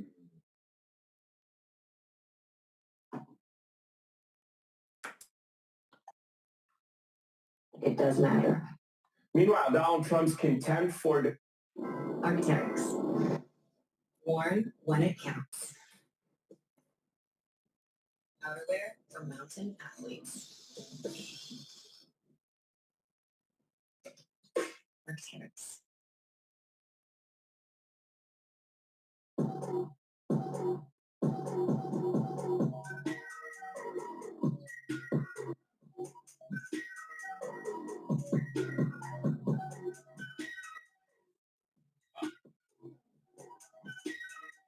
Echo came out with a new type of microscope. Interesting. Meanwhile, Donald Trump's contempt for democracy was on full display during a rally in Pennsylvania earlier today. Again, here's just a part of his chilling message. They are fighting so hard to steal this damn thing. We had the safest border in the history of our country the day that I left. I shouldn't have left. I mean, honestly, because we did so well. To get me, somebody would have to shoot through the fake news. And I don't mind that so much. I don't mind. Now, the Trump campaign released a statement after those remarks, which feel more like gaslighting than anything else, referring to the media. They write, quote, he was actually looking out for their welfare far more than his own. Now, Trump's consistently violent rhetoric lays bare a crucial difference between our two political parties, if you want to call them that. The new piece columnist Ezra Klein wrote in the New York Times, we're used to elections pitting Democrats against Republicans. This election pits guardians against counter-revolutionaries. Harris surrogates and supporters are united not by shared policy goals, but by a shared defense of American institutions. That's the core reason that Harris's coalition is noticeably disparate among groups of people. As her running mate Tim Walz brags, we got Bernie Sanders, Dick Cheney, Taylor Swift on the same ticket.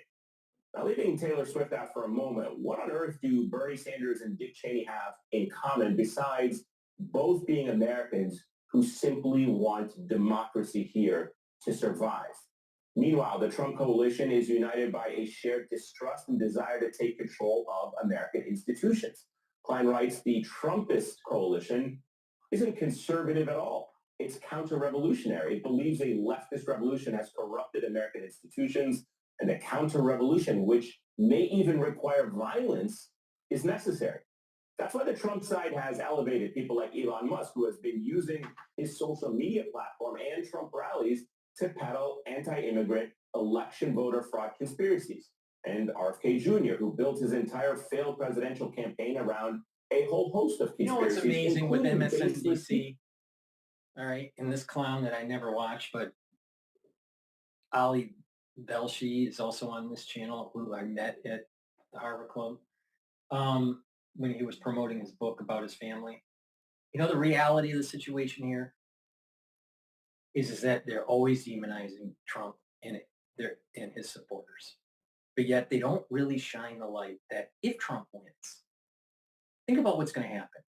There's going to be a BLM movement, anti-Trump, anti-Israel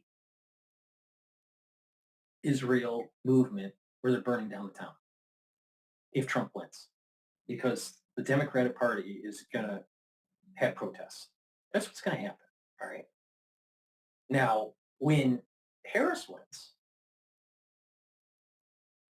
the probability of the town's going to be burned down and all that is real low, because that's not what Republicans do, all right?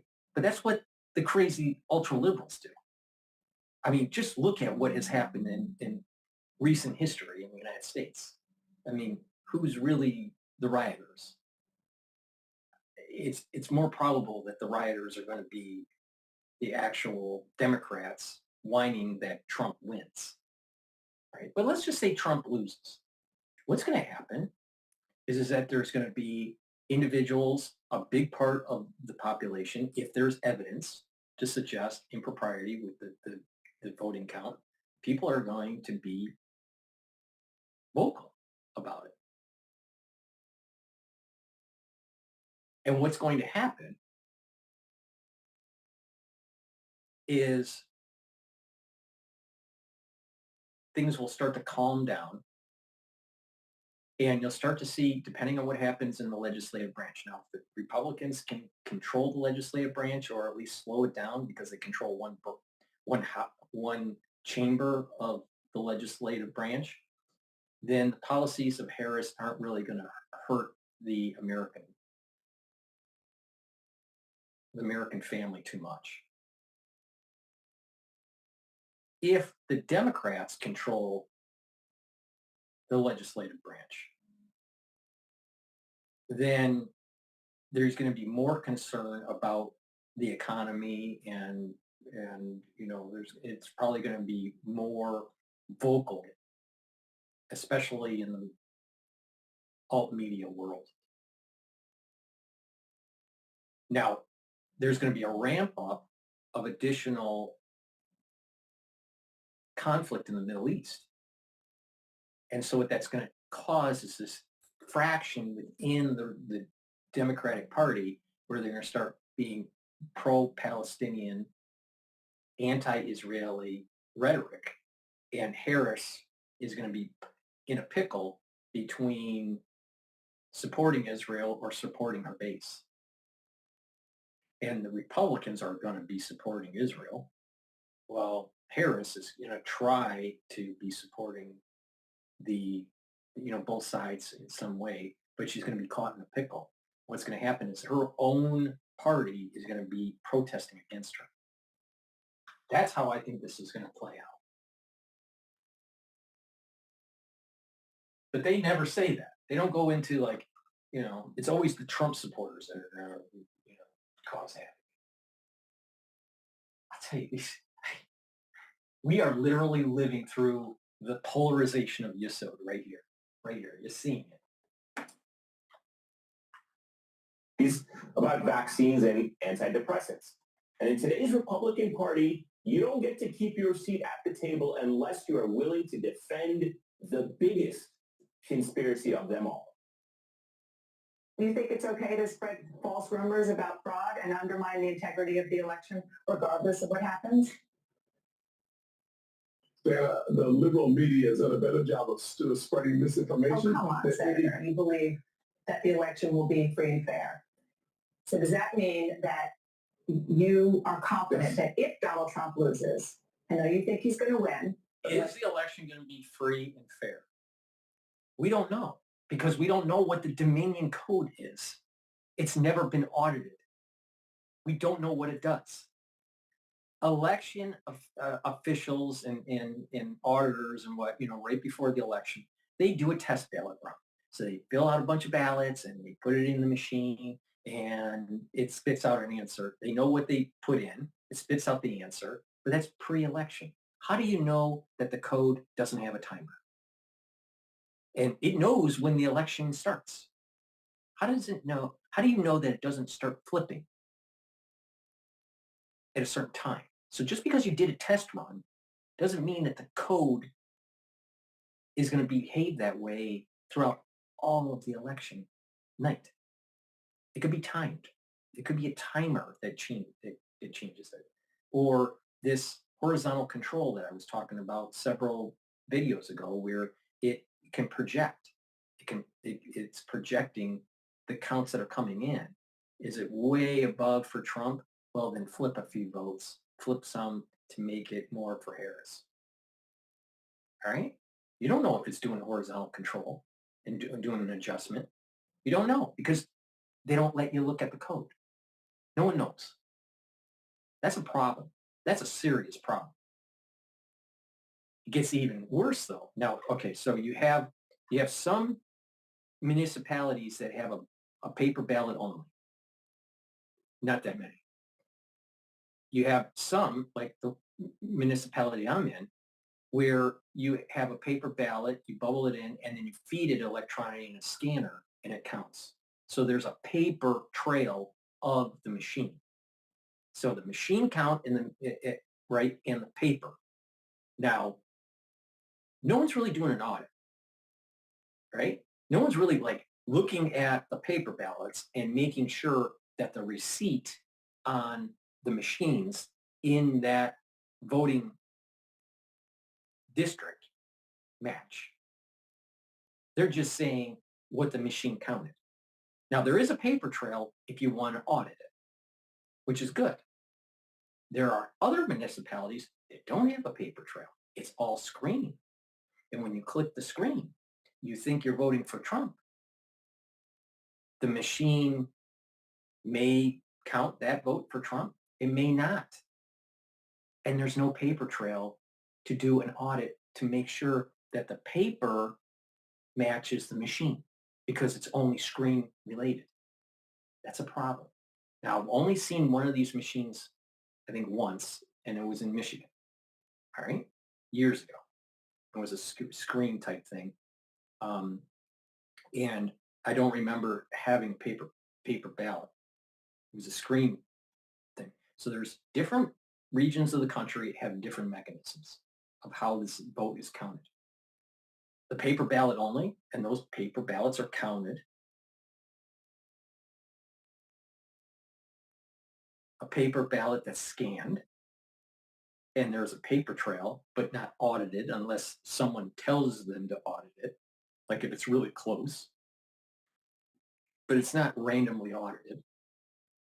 And then the screen only, which no one knows what's going on in the black box.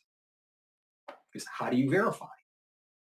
Because you do the test. Let's say you just have a screen version of the voting booth.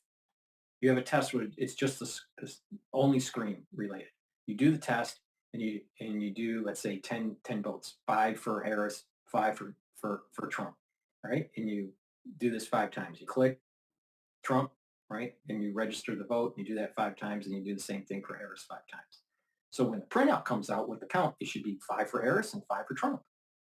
But that's pre-election when you do the test work. How do you know the code doesn't change when an election time happens? Because the code, the behavior of the machine, could be programmed to change during election night. All right? So if you don't have some sort of receipt to prove what the machine is counting, a paper receipt, not a printout from the machine, right? Because the machine could be manipulating. You need to have some sort of paper that the actual voter touched before it was registered in the machine. When you have that, then you have an audit trail. All right? We don't audit. It's just votes are certified. People need to wake up to this concept. These are 2 different words. Certified means some election official looked at the count and they're certifying that it's legit. But they didn't audit to prove that that certification is legit. 2 different concepts. And you need to audit the fucking code and you need to have a paper trail to be able to do some sort of statistical audit to make sure that there's not impropriety. In addition, you need to do an audit of voters that voted that shouldn't be voting, that are voting illegally. So certification of a vote and an audit of a vote and of its voter roll are 2 different things that are not happening.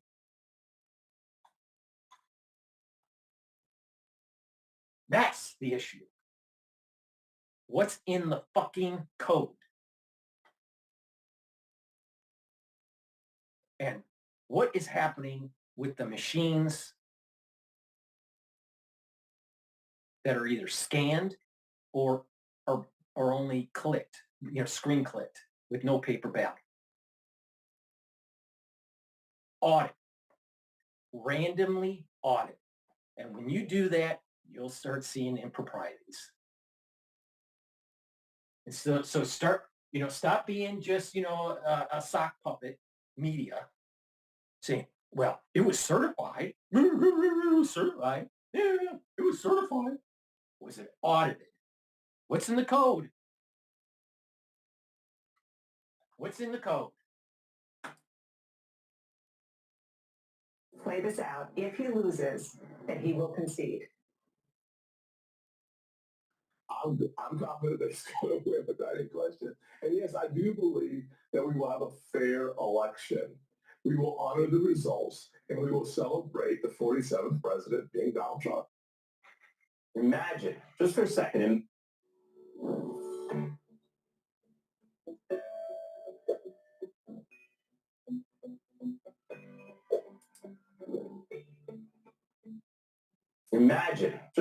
imagine how different things would be if the power players within the Republican Party cared less about winning and actually more about America. Imagine if the GOP had turned never Trump after the Access Hollywood tape, after the January 6th insurrection, after Imagine if we didn't have a national security state that made a fake dossier, had the CIA and the FBI go after Trump illegally, hide it, not really fully divulging to the judge what they were really doing.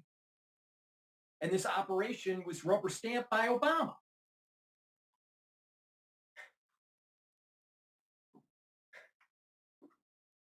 What if we really cared about the issues and we didn't have the national security state going after someone that's an anti-globalist? What if? What if?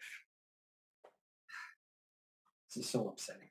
Please go to my store, the-studio-reykjavik.com. Improve your health and help support my work by purchasing the structural nano silver soaps that I have. I have 5 different varieties. This one happens to be lemongrass, but I also have 4 other varieties. So please go to my store, the-studio-reykjavik.com, and get the structural nano silver soaps. They're very high quality. Get a couple bars for your household. They'll neutralize pathogens, and it's very good for your skin. Pancreatic health is really important, especially when you get older. Get the digestive enzyme complex. It'll help to break up carbohydrates, proteins, and lipids. So it's reducing that load on your pancreas. In addition, it will help to absorb nutrients because these enzymes are breaking down your food particles. And if you work out or if you're an athlete, taking the digestive enzyme complex will help with your recovery from your workout. So please go to my store, the-studio-reykjavik.com, and get the digestive enzyme complex. These enzymes also can break up glycoproteins, really important in the 2020 crisis. And, oh, by the way, it also has bromelain, which will help to break up clots because it's fibrinolytic. So this is a dual-purpose product. It'll reduce clot formation. In addition, it helps to break up glycoproteins. That's really important, especially if you have some sort of genetic integration that took place post-2020. And this will help digest carbohydrates, proteins, and lipids. Very important, especially when you get older. So please go to my store and get the digestive enzyme complex.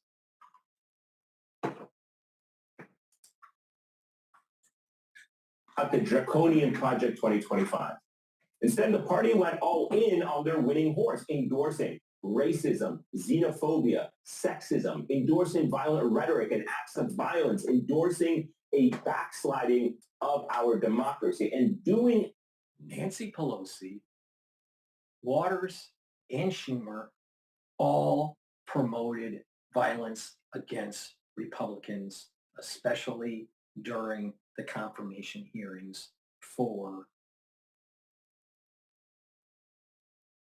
the Supreme Court.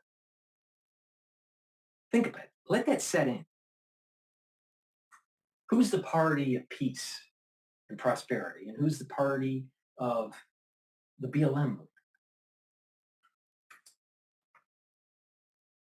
everything to help Trump get another 4 years in power, enabling Trumpism to seep even deeper into the pores of America and live on far beyond 2024. Joining me now is Michael Moore, Academy Award-winning filmmaker and host of the Michael Moore podcast. Michael, it's great to have you back on the show. You know, I don't want to go back to 2016, but you obviously predicted at the time that Trump would win. Last month, you wrote Trump is toast.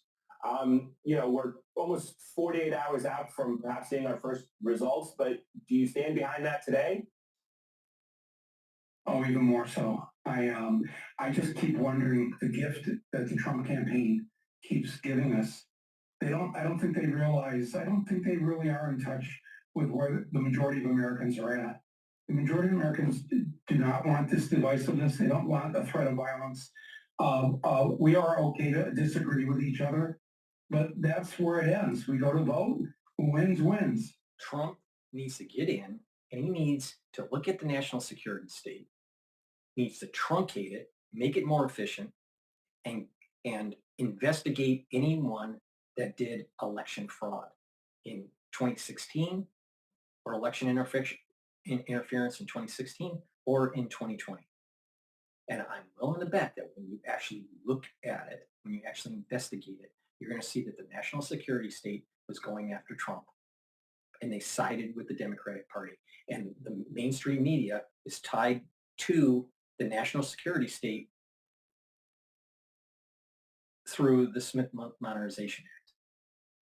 And when you investigate it, you're going to be able to see a direct line of command and control from the national security state through the agencies on the mainstream media. And this plays out with how they were censoring on social platforms like Twitter and Facebook and YouTube during the crisis in 2020. We need to investigate it. And anyone that was involved needs to be prosecuted. And oh, by the way, it was the Democratic Party under Obama that shift the gain of function research over to, a nice place over in China.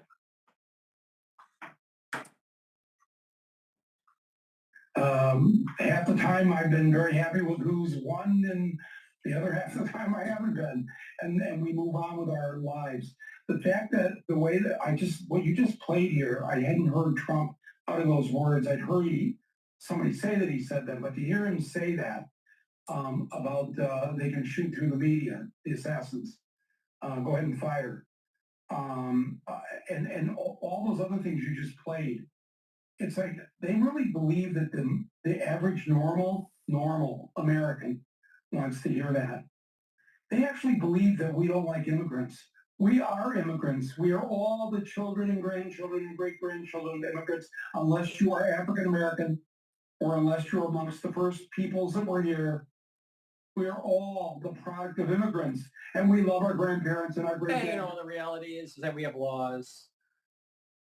Michael Moore, we have laws. We have borders, and they're breaking it. They're coming over illegally. They're illegal immigrants. They're illegal aliens, and they need to go back home because they're illegal. So stop placating. Stop doing this whole globalist thing. He's promoting the Detroit Lions, because he's from Michigan. All right, I was born and raised in Michigan. The thing is, Michigan got fucked over because of NAFTA. All right. And decimated the tool and die industry. A lot of people on Wall Street made a lot of money out of that, promoting globalism and the gigantic sucking sound that Ross Perot was predicting, which happened. All right? Let's face it. The Democratic Party has fucked over the American worker and has tried to control the union bosses to get their union members to vote in a block. Now, unfortunately, the union members typically follow along like sheep, just like how women just follow along for crotch rights and just be a block voter for the Democratic Party. And it's been like that for decades. This is not a modern phenomenon.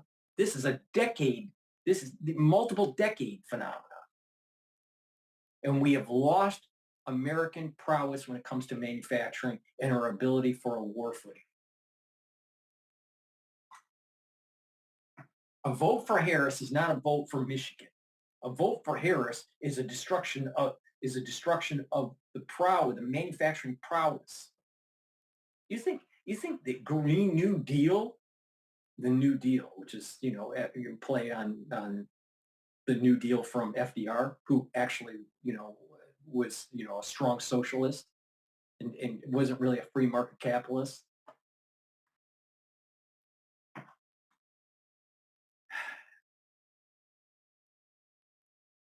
Kamala is bad for U.S. manufacturing. They're in bed with BlackRock, pushing a green agenda that is going to make things more expensive and make suburban life harder. And that is middle America. Middle America is right there. So wake up, Roger. Or wake up, Michael Moore. I mean, who do you support? Do you really support Michigan or not? If you really support Michigan, how can you say that Harris is going to be better for you? Huh?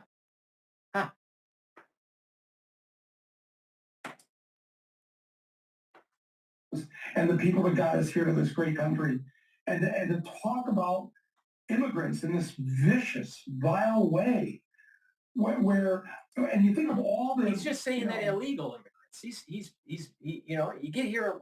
It's not fair for people to come here legally and have to struggle and establish themselves compared to people that are illegal and they're getting freebies where they're getting more money from their city or state, these illegals, than homeless veterans that fought for our country.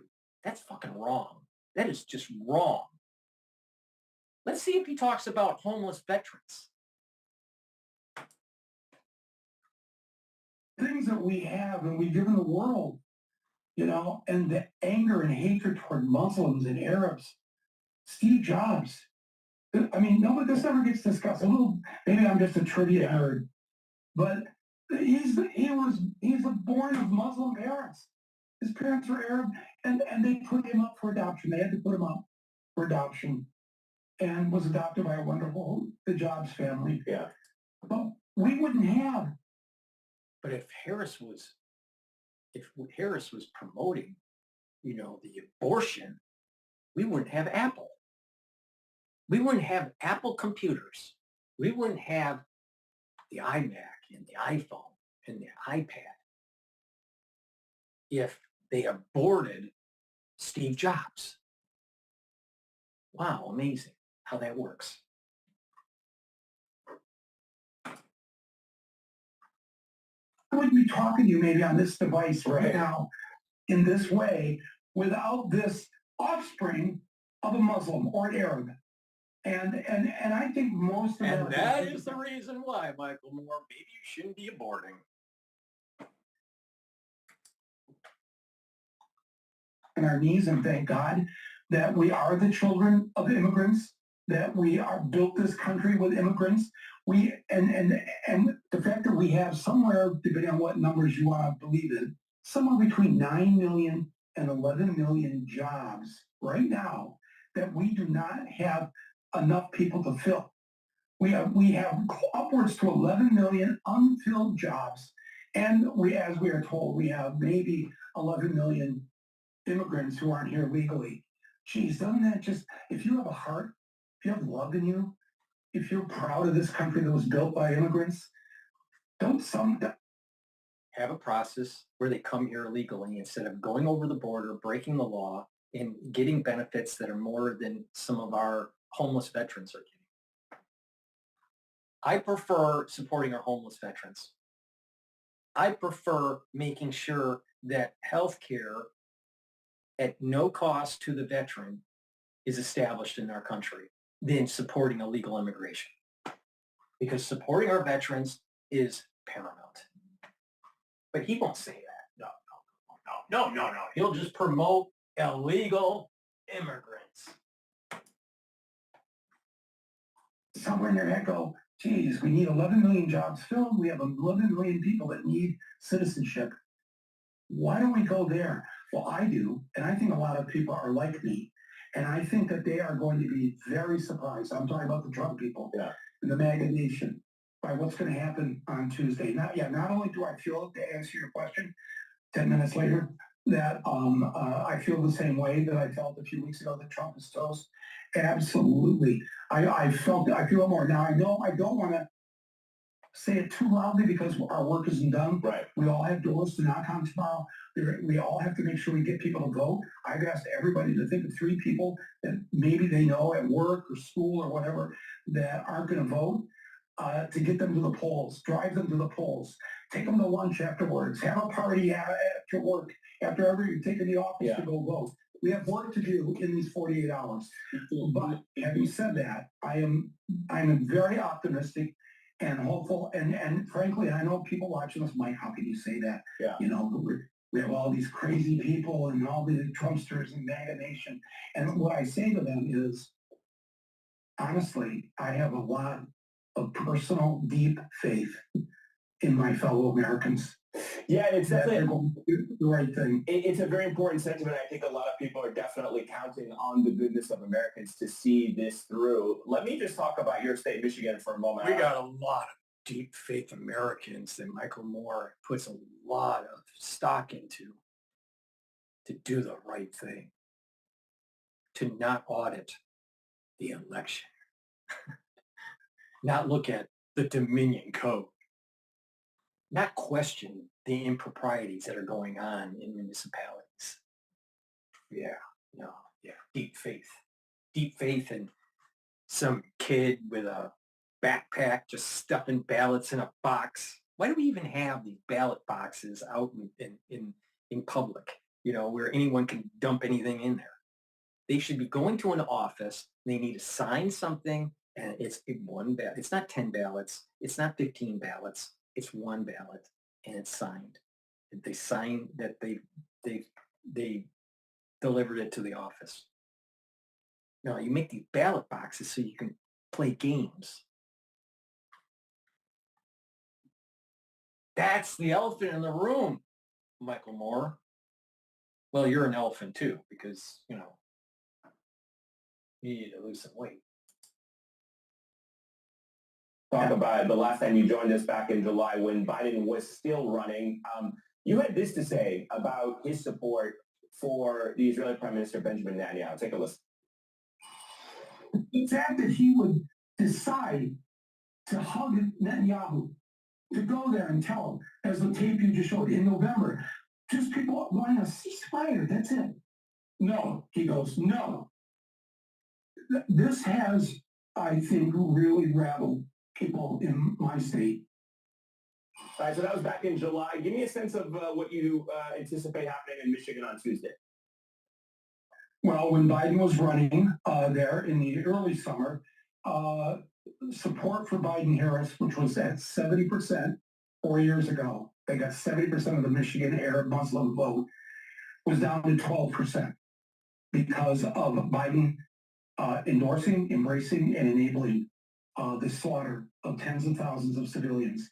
I don't know anybody watching this, whether you're Irish, whatever group you're part of, if you were Jewish, if you were, just pick your group, and your tax dollars are going to kill the cousins, the relatives, the friends, the neighbors of where you came from. What do you think the people of Detroit and Dearborn are going to do with that? Well, the good news is Biden stepped aside, Kamala Harris came in, and that 12% support of Biden-Harris jumped to over 43%. That's good news, but it's still quite a bit behind the 70% they had 4 years ago. So we're estimating in Michigan, possibly we need 40,000 votes of the 40,000 Arab and Muslim Americans they're not going to vote for Trump. I mean, he already had 1/3 of the vote. He'll get 1/3 of it this time. Not anymore. As the world turns, please go to my store, because the election isn't free for all, and you may not be able to sleep. So please go to my store and get the Good Night formula. This has tryptophan and melatonin in it. It's very important to have a good night rest because it helps to detoxify your central nervous system with getting into deep sleep and REM cycle sleep. It helps to consolidate memory, and you're going to be well rested. Chronic sleep deprivation can lead to early signs of dementia. So please make sure you sleep well. It will improve your immune system and it will improve your aging. All right?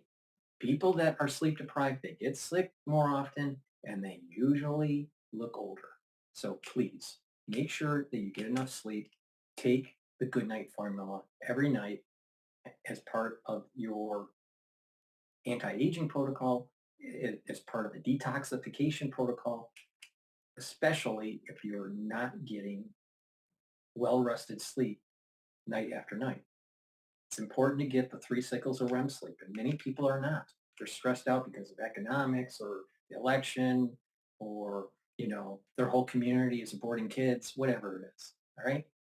Please go to my store and get the Good Night formula. Omega-3 is very important for your cardiovascular health. It'll help to lower LDL levels and increase your HDL levels, so you're improving your lipid profile. That's really important because when you lower your LDL levels, then you're reducing the chances of developing plaque in your arteries. So please go to my store and get the omega-3. Omega-3 also helps to prevent your red blood cells from oversticking and causing clots. So this is very important, especially after the 2020 crisis. So it's really important to take the omega-3 every day. And lastly, vitamin D3. It's a cofactor, a gene expression cofactor. It helps to absorb calcium, and it helps to get cells to go into apoptosis. So please go to my store, the-studio-reykjavik.com, and take the vitamin D3 every day. I take it twice a day. I take it one soft gel in the morning and another soft gel in the evening. If you follow my advice on some of my videos, I also explain on how to use vitamin D3 with other supplements to mitigate, if not completely eliminate, osteoarthritis. All right. As the world turns, what's going on? Welcome back. Donald Trump and Kamala Harris are making their final pitches. What's going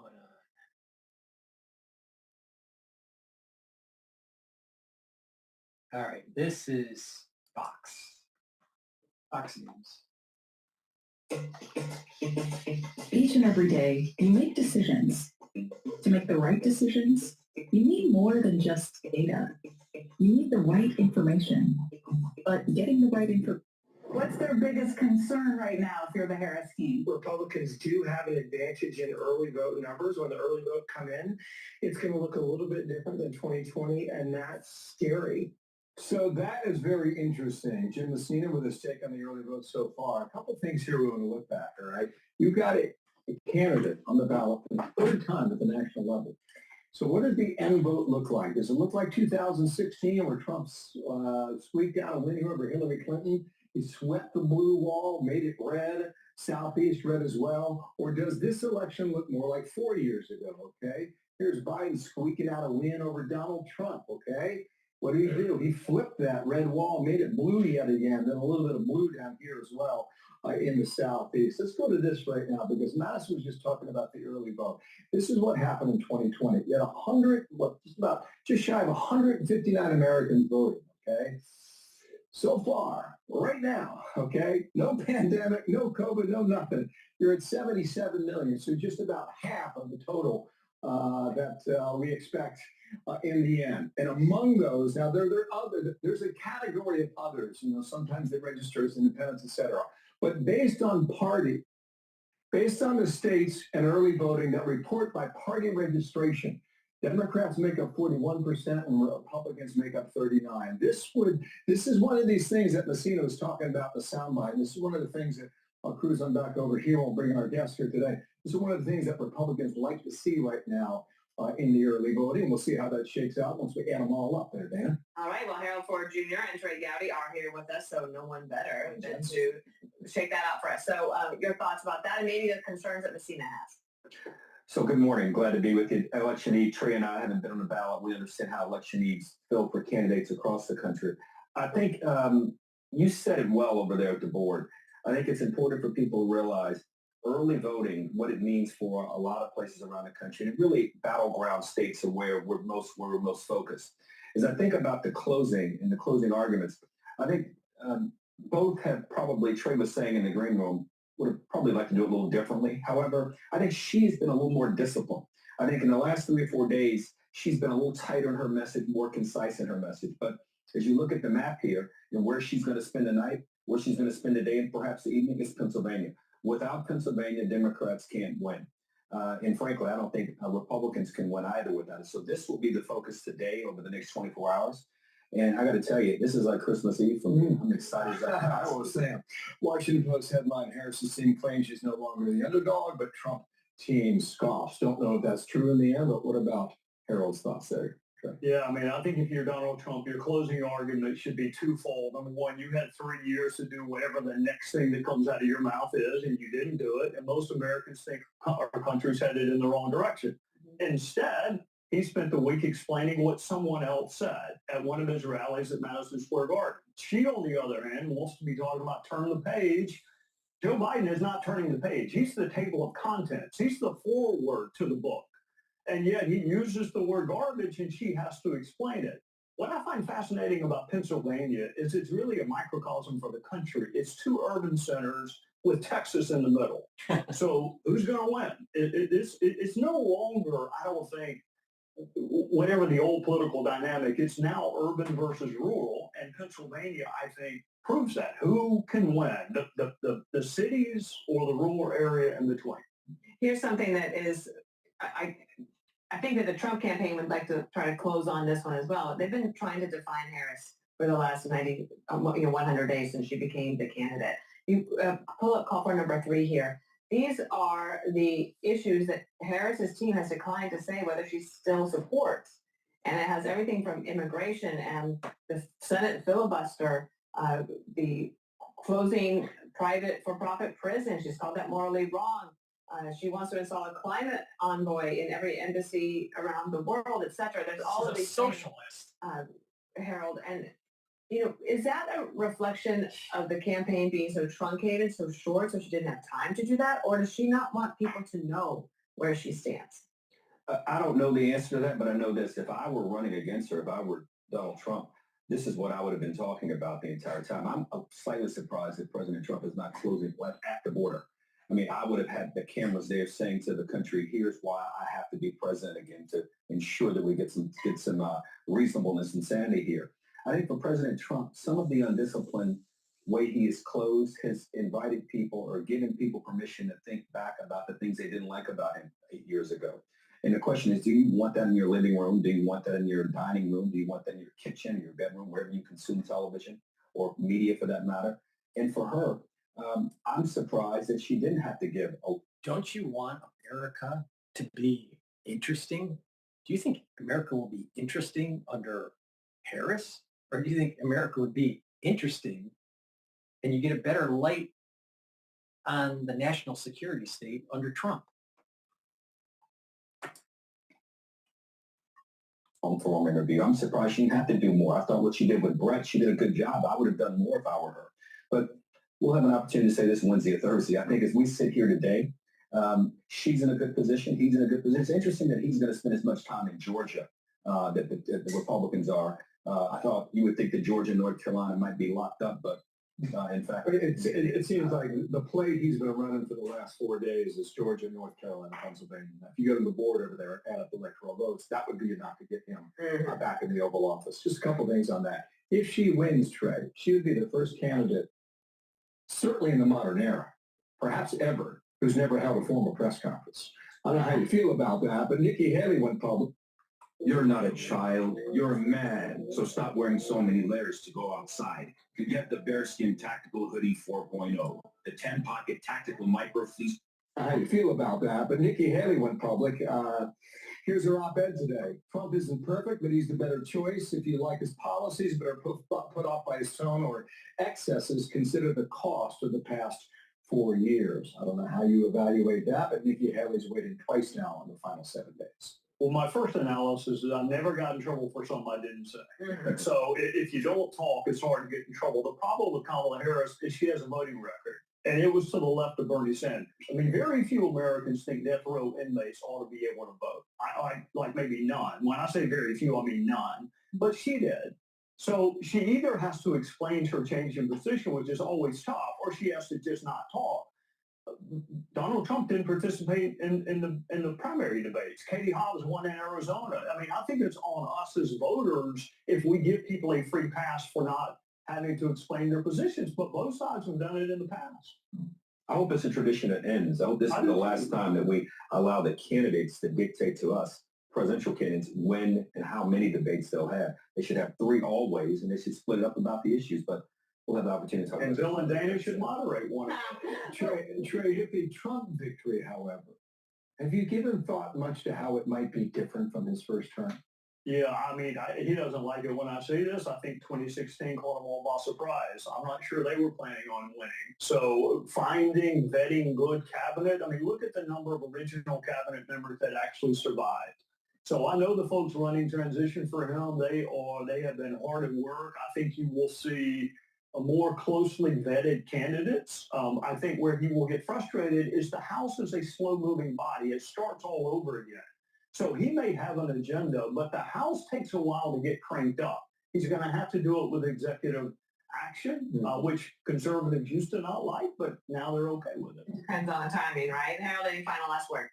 I don't disagree with what Trey said about President Trump. I think Vice President Harris will have similar challenges. She has a little bit of an incumbency advantage. She'll be able to pick her team, but we got a long way before that. And you'll likely have a Republican Senate to deal with. Right, and hopefully a Democratic House. If not, if it's Republican House, Republican Senate, the country may like it because it'll slow things down, but it may frustrate her if she's president. Get your sleep. All right, guys. And you Thank too. you. Thanks All right, so good thank to you. have you here. Counting the votes in Arizona tomorrow night could turn into a marathon. I'm going to do a product plug here. Please go to my store, the-studio-reykjavik.com, and please help support my work. I give you some important insight. Some of it's metaphysical, but a lot of it is dealing with how to improve your health and my perspective on what's going on in international affairs and domestic policy and all this stuff. So please help support my work by purchasing the products and following the protocol that I do to slow down the aging process and boost up your immune system. I have been taking antioxidants since I was 16 years old. All right. I am younger than Alex Jones. I'm younger. I'm sorry. I'm older than Alex Jones. Alex Jones is younger than me. I misphrased that. So let me rephrase it. I've been taking antioxidants for since I was 16 years old. All right. I am older than Alex Jones. Alex Jones is younger than me. All right, by 2 years. He was born in 74. All right. So I'm older than Alex Jones. I am a lot, biologically, I'm a lot younger. All right. Chronologically, I'm older, but biologically, I'm a lot younger than Alex Jones. All right. So I've been focused on slowing down the aging process and trying to tweak it and taking different types of supplements as they come on board in the market. And, some things I've tweaked and stopped taking, some things, I've just added to and learned how to stack. So this is something that I've been doing since the 1980s. All right. And I've learned a lot, on top of some of my academic, learnings, and education. But I do what I say other people should do. All right. I tell you what my protocols are, what I take. All right. How to slow down the aging process and how to improve your immune system. All right. So one great product to take, all right, but you need to stack it. One great product to take is resveratrol. Resveratrol is an antioxidant. It also helps with mitochondrial health, and it will help to get rid of senescent cells. This is important, and it stacks really well with C60, NAD+, and ubiquinol. All right? So please take resveratrol every day. I've been taking resveratrol for decades. All right? But the key to really enhancing the anti-aging protocol is to stack. So please get the resveratrol and take it with the C60, NAD+, or the ubiquinol. Please go to my store, the-studio-reykjavik.com, and get the resveratrol. Probiotics, really important to take, all right? As we get older, we start not digesting properly. Our gut biome is a little bit off, especially if you take antibiotics. If you take antibiotics, it may disrupt your gut biome, and you need to reset it. So for just good, proper health, you need to take a probiotic every day. I have two types. I have a powdered form, which is the one I usually take. I just mix it with my hummus that you'll be seeing me eat shortly here. And it just has a little scooper. You just mix it. It's a great way to take it every day. I take it in the afternoon. Or you can take these VeggieCap form, all right? Both are very high quality probiotics that you should be taking every day, all right? Why do you take them? It will help to reset your gut biome so you can digest better, you're extracting the nutrients better, and you're reducing that inflammatory response of a poor gut biome. When you have a poor gut biome, you may have more inflammation that affects the mucosal barrier of your intestinal tract. When that is disrupted, you're increasing the chances of getting sick, you're increasing the chances of leaky gut syndrome, and you're increasing the chances of DNA damage in the crypt of your colon. So take my advice, proper diet, proper exercise, right? And make sure you get a probiotic, all right? So please go to my store, get the VeggieCap version, or you can get the powdered version that I have here, and reset your gut biome and take it every day. And you're going to start realizing that your metabolism is better, you're having more energy, and your mood's better because there's a communication between your gut and your liver and your gut and your brain. So please go to my store, the-studio-reykjavik.com, improve your mental clarity, your mood, your metabolism, and reduce that inflammation in your gut. Go to my store and get the probiotics. All thanks to a ballot in Maricopa County that is unusually long. Tell us more. Alicia Cunha, she's there in Phoenix with the story. Hi, Alicia.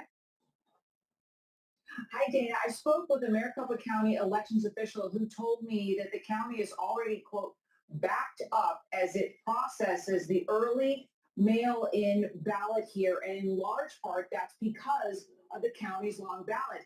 It is 2 pages, double-sided, with an average of... We experience the life we focus on. If you and I want to have an extraordinary quality of life, then you have to understand what creates the quality of your life. Because whatever 2 pages, double-sided, with an average of 79 different contests. It's twice as long as most years.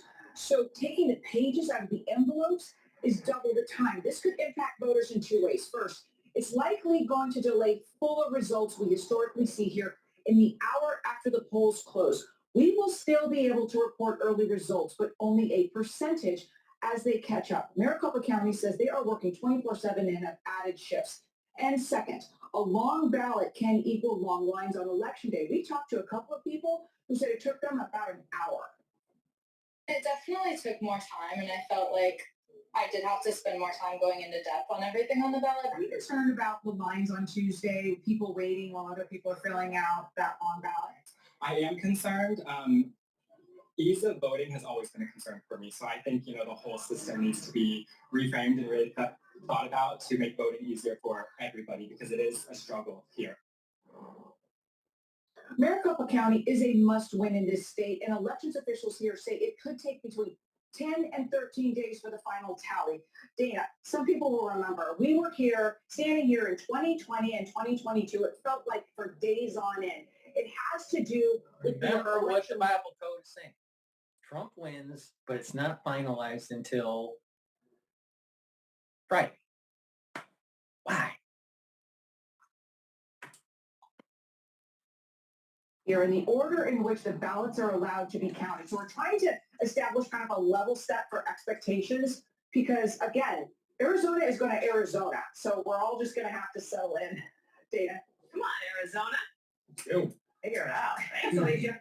Hey, Dana, we showed you just a moment ago, among the battleground states now, Democrats lead Republicans in turning out the vote. So, but it's only by 2 points. That gives Republicans a lot of hope that they can overcome this tomorrow with their in-person vote.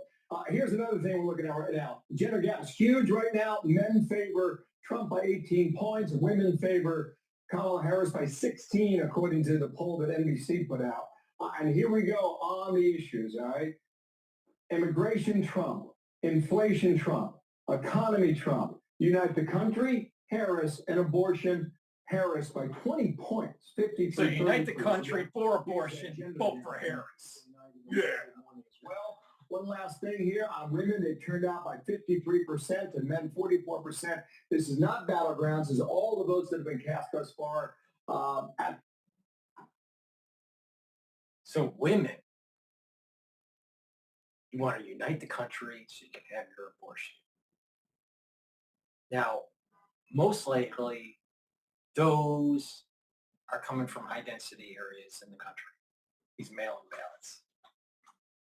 But who knows? Who knows? You know, I'm telling you, there's this charge within Yisod, in the Sephirah, that you know, with male, female, you know, this whole idea of gender dysphoria and this the battle for abortion, and it's just family rights and this idea of, you know, the family unit. You know, it's even the term Yisod is like foundation. There's a foundation. It's just, before it goes into Malchut, it's called foundation. But there's a procreation, sexuality component to the attributes of the Sephirah or Yisod. And you can see it. There's this division that's taking place at a Kabbalistic level here. Unite the country. Have your abortion. Yeah.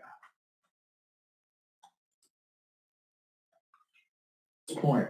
Typically, in a national election, women make up 52% of the vote nationwide. So that's just a tick higher, and we'll see how it goes tomorrow. I'm Steve Juicy. I'm Brian Kilney. And I'm Ainsley Earhart. And click here to subscribe.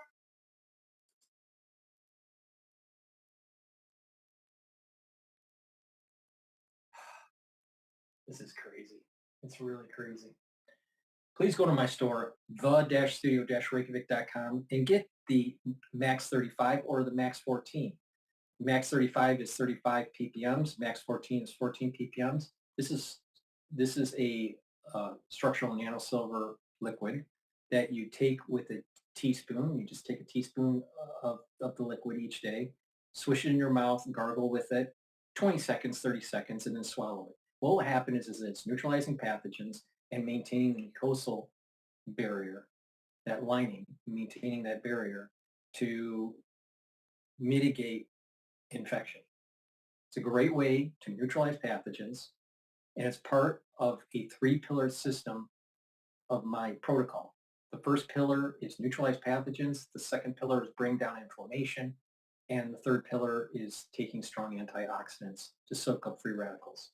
So please go to my store and get the Max 35 or the Max 14. Take a teaspoon a day. If you're not feeling well because of the cold season or whatever, take a tablespoon or 2 a day. And since we were talking about inflammation, a great way to bring down inflammation is to take turmeric. Turmeric is an antioxidant, so it'll soak up free radicals, but it will also bring down inflammation. This is great to help improve your immune system and to slow down the aging process. In addition, by taking turmeric, it will also help with your recovery during a workout because it's reducing that inflammatory response from the workout.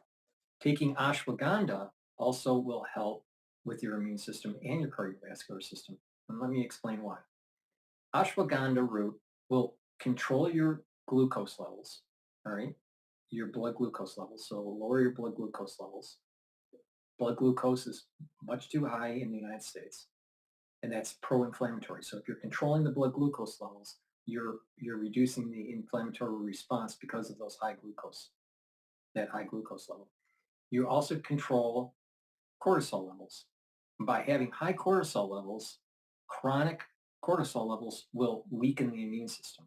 Because what happens is that that's a very pro-inflammatory response, and if it's chronic, it can cause problems with your body, cause damage, and you'll age faster. And in addition, when you have high cortisol levels, you have problems sleeping. So again, I told you the whole reason why it's really important to get 3 cycles of REM sleep. So you want to control your cortisol levels and you want to control your blood glucose levels. And you can do that taking ashwagandha root. In addition, when you do that, you're bringing down that inflammatory response. So you're helping with your immune system, but you're also helping with your cardiovascular system. Because remember, it's through inflammation and oxidized LDL that causes the buildup of plaque. So these are synergistic. You can take them together, turmeric and the ashwagandha, bring down inflammation, help with your cardiovascular health, and help with your immune system.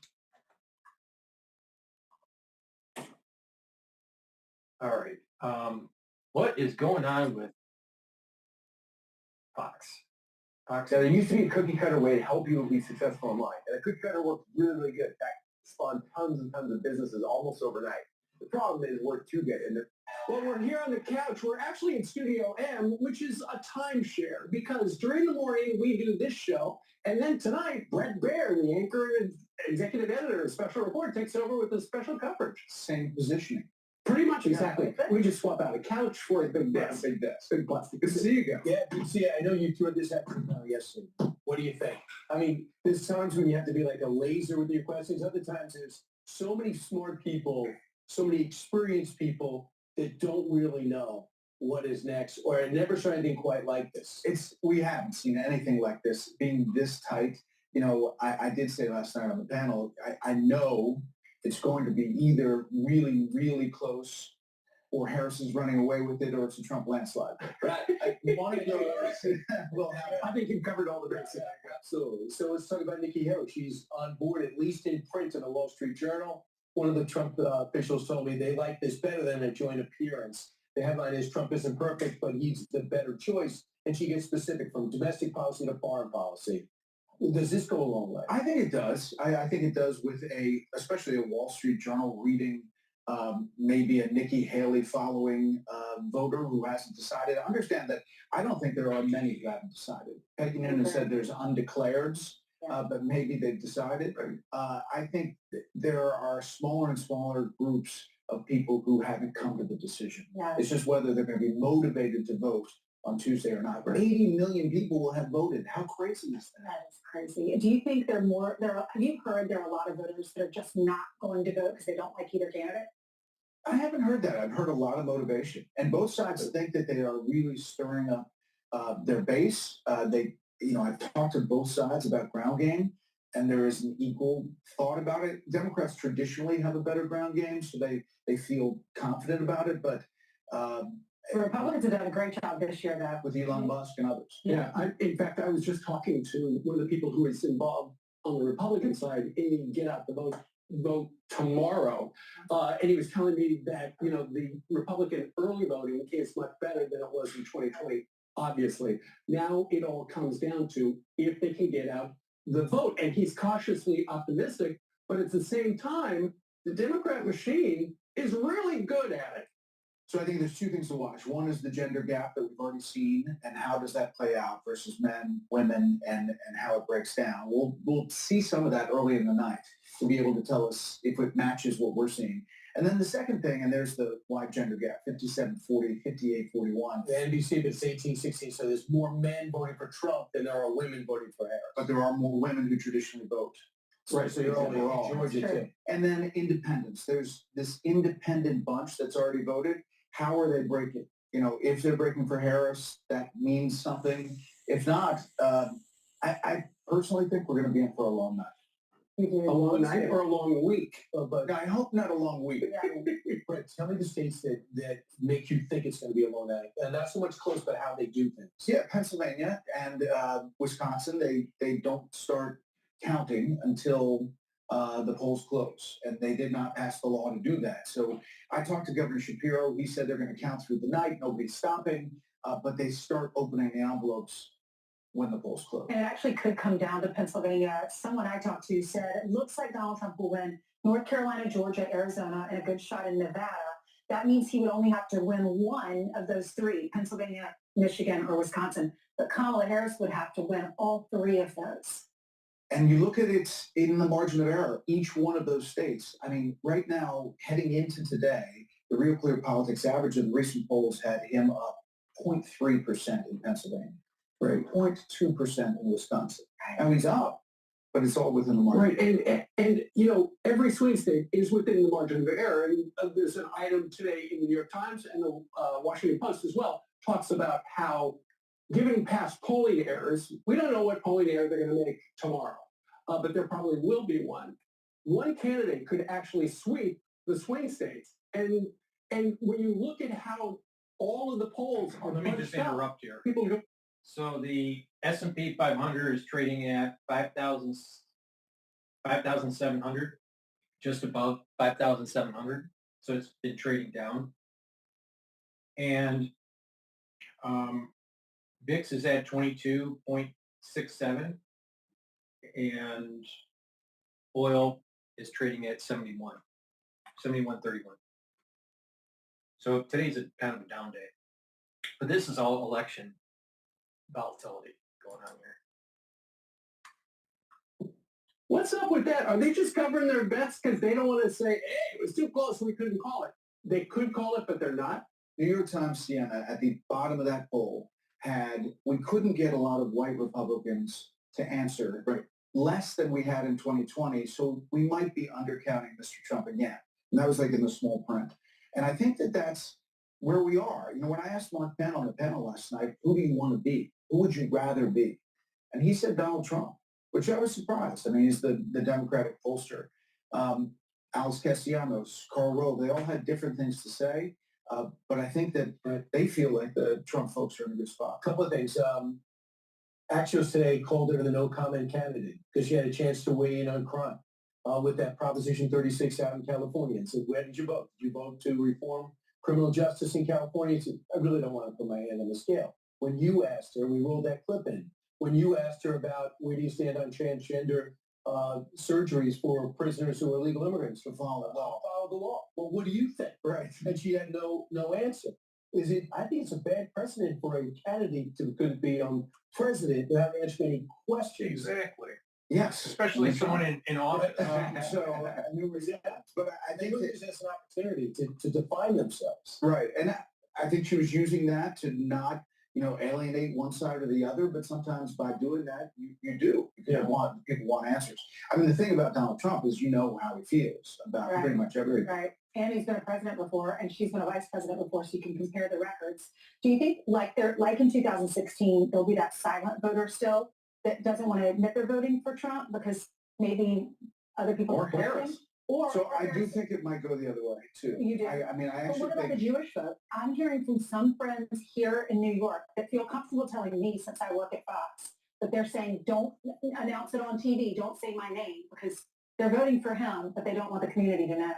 I told you guys this story back in 2016. Outside where we had that tent, we were outside where Hillary Clinton was getting the nomination. Oh, yeah. We had a really good spot in the parking lot. But anyway, the Democratic nomination, and walk out, and there's a guy with I'm with her t-shirt, the union guy. He said, hey, Brett, I'm not with her, okay?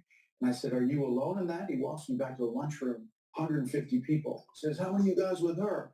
No hands. How many of you guys with Trump? 150 hands. And so those were people that couldn't say it, but they were all supporting Trump. I think there is that element still. But I'm not sure how much DrPaulCottrell is going to vote for Trump in a blue city, also known as New York City. All right?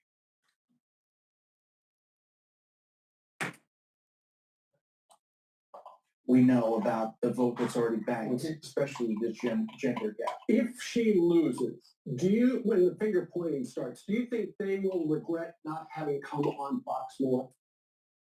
I do. I think to get more eyeballs, especially for disaffected Republicans or independents that they were trying to get with Liz Cheney and other efforts that they were making.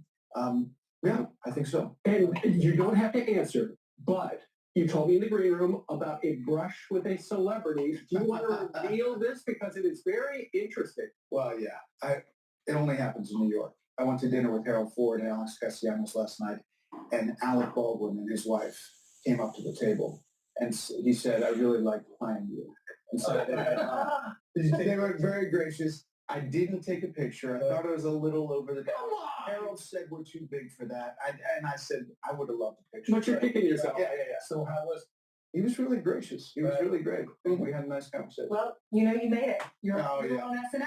Right. Was he watching you to see how you ate so he could portray you again? Don't you guys have? Yeah. We've had many. Not everyone's happy with theirs. How's yours? Not good. Okay. All right. I had that guy Bobby Moynihan. Yeah. Easily 150 pounds overweight. Wow. A ton of shit. But whatever. So you've got a big night. It starts tomorrow night at 6 p.m. with what? Yes, and it's going to be a cast of thousands. We will have everything covered, and it's really cool. The technology is going to be. How do you prepare? Showing Again, I'm doing a live coverage of the election night and following the markets too, because there's going to be overseas trading at the same time, and then the futures market. So I'm going to be talking about the market. I'm also going to be, covering the polls and everything that I do with the show.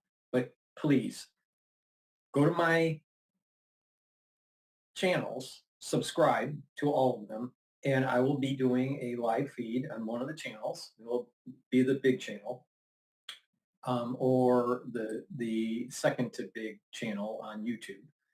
And you can follow me that way live. So just make sure you subscribe to all my channels and check in. I'm going to start the show at about 7 o'clock.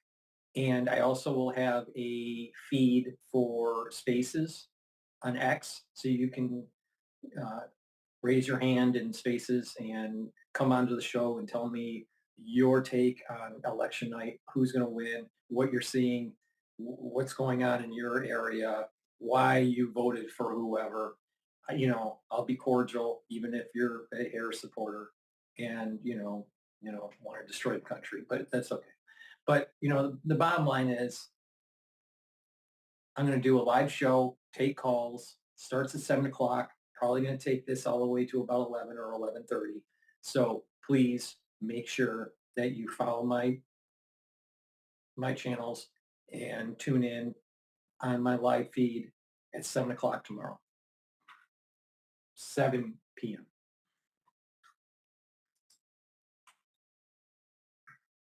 What does he do? He's in another dimension. No, it's like Tom Cruise. What's that movie? Tom Cruise. Minority Report. Those new graphics are incredible. He has the two boxes, and he can pull the states into. He can move things around, which is great. It's going to be fun. Video. It's going to be really cool to watch, and I think you're going to feel that you're a part of it. What do you do to prepare? Drink a lot of coffee. Yeah. Hey, we have a lot in common. Yes. All right. Brent, thank you very much. Yes. Okay. First do radio, not us. Okay. I'm Steve Ducey. I'm Brian Kilmeade. And I'm Ainsley Earhart. And click here to subscribe to the Fox News YouTube page to catch our hottest interviews and most compelling analysis. All right, let's go to Bloomberg. We haven't heard anything about. You support Trump. You need to see this. Brighteon Channel is giving away a free one. I think the point about who does that benefit? I mean, both sides, all sides are showing up. The real question is, what do voters want and what's at stake? And how many of these voters are new voters? In 2020, it did not show up in 2020 or in 2022. A lot of the get out the vote work has been focused in the civil rights community and certainly by us at the leadership conference of making sure those people who can vote know where and how to vote and feel that their vote matters and will count. And that's why I think we're seeing high turnout is people are feeling that. Whenever you're speaking anecdotally to Americans across the country, what's more specific when it comes to policy proposals do they constantly keep bringing up to you? Look, people are very concerned, obviously, about everything from the state of our democracy and our freedoms, particularly abortion. But in communities of color, criminal justice reform is a huge issue, as is education. But I think we also know that across the board, costs are an issue. And, one of the things that's been so clear in this campaign is, when Kamala Harris speaks about the fact that she is not going to drive up the cost of groceries, but Donald Trump obviously talking less about costs and more casting aspersions. I mean, people are really trying to listen for how is my life going to be better?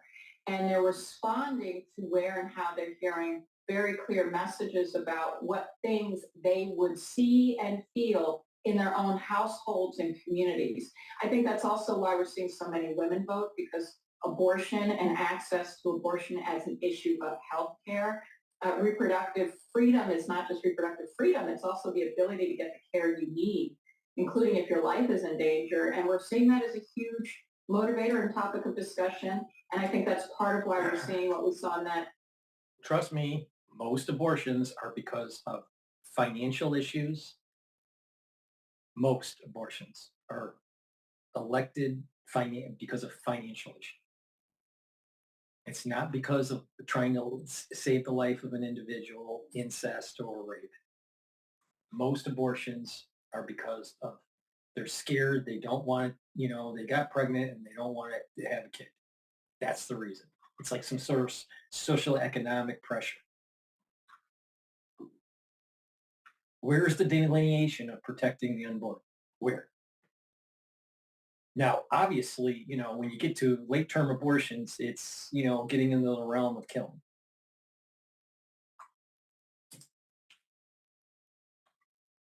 That Iowa poll, which showed, frankly, that women were turning out in droves, and we've seen that gender gap. So many women engaged in this election, and that is a big reason. Right. Maya, thank you so much for joining us. We really appreciate getting some of your time. Maya Wiley, she's the president and CEO of the Leadership Conference on Civil and Human Rights, giving us her preview of, again, the selection for tomorrow. And again, the news this morning was I got a new poll out over the weekend showing that Kamala Harris, at least the state of Iowa, is showing some strength there. So that is certainly notable. And we keep on reporting on the updated polling. But again, election tomorrow. Balance of Power with Joe Matthew and Kaylee Lines from, I'm not sure where they are. They're in New York or they're Washington. I think I saw Kaylee in our headquarters. All right, they're in New York. That's where we're doing it from, folks. That starts right now.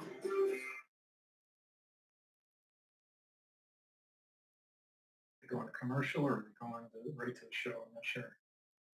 We might go to commercial first. Come on. From the world of politics to the world of business, this is Balance of Power.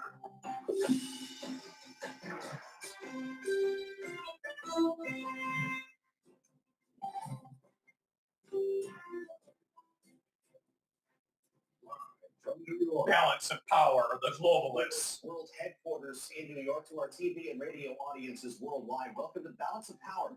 Alongside Katie Lines, I'm Joe Matthew. Thanks for joining us on the Monday edition of Balance of Power here on Bloomberg TV and radio. Katie, we have made it to the eve of the election at last. One of the most volatile and unpredictable cycles in modern American history. Here we are. Yeah, just to think of how far we've come from a race that was supposed to be a 2020 rematch. Joe Biden against Donald Trump. Now Kamala Harris against the former president. Instead, with polls leading up to Election Day tomorrow, still showing them neck and neck. No one is able at this time to confidently call this race. Too close to call. That goes for a lot of down ballot races as well. And Kaylee, we can't ignore the fact that more than 75 million Americans have already voted, raising a lot of questions about turnout tomorrow and how long it's going to take to call some of these races. Keep in mind, less than 155 million voted in 2020. So already About half of the electorate from the last cycle has cast the ballot, including in some of those critical battleground states. Georgia, North Carolina have already seen 4 million people or more vote, which is 80% of the total that voted in 2020. We're, of course, going to be visiting some of those states this hour and in the hours to come as the candidates are doing the same, taking on the battleground states this weekend, presenting their closing arguments. We stand on the verge of the 4 greatest years in American history. You watch. It's going to be so good. It's going to be so much fun. It'll be nasty a little bit at times, and maybe at the beginning in particular, but it's going to be something. And we will win, because here's what everyone here knows. When you know what you stand for, you know what to fight for. We have an opportunity in this election to finally turn the page. You know what you stand for, you know what to fight for. Like reparations and abortion.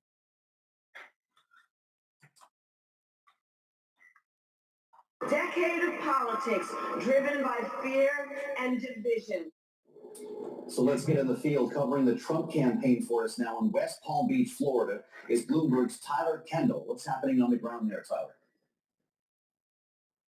Yeah, hey, Joe, I'm here in front of the Palm Beach Convention Center. This is where former President Donald Trump will rally his supporters tomorrow night for an election night watch party as those results start to pour in. But before he gets here, though, he's spending today crisscrossing the nation, hitting some of those key battleground states that we've been closely covering. Currently, he's in Raleigh, North Carolina. Then he's going to head over to Pennsylvania for 2 campaign stops there, one in Reading, another in Pittsburgh, which is typically considered to be a Democratic stronghold, before ending the day in Grand Rapids, Michigan. Now, something that all these areas have in common is that they are in counties or they are near counties that former President Donald Trump lost in 2020. So clearly a bid by his campaign to try to shore up support and get out the vote in some of these areas where they feel he might have underperformed in last time around. Now, I don't have to tell either of you at this point in the race, it is all about turnout. Those are the voters that the candidates are trying to court for a sense of the messaging that former President Donald Trump is trying to deliver to supporters to get them out to the polls. I want you to take a listen here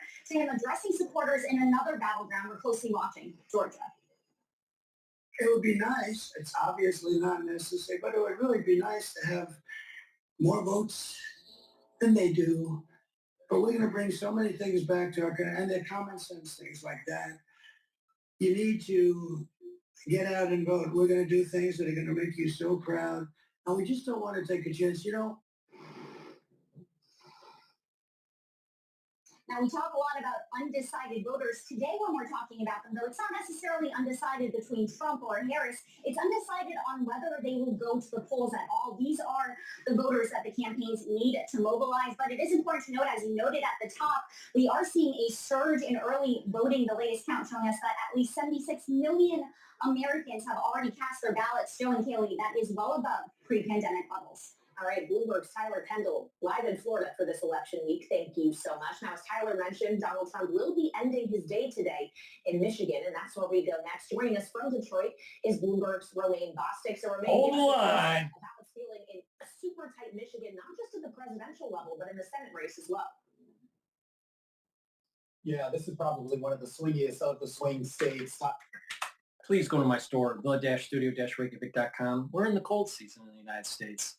And we don't want the pathogen called the Democratic Party getting into the White House. So please go to my store, the-studio-reykjavik.com, and fight the cold season with structural nanosilver drops and lozenges.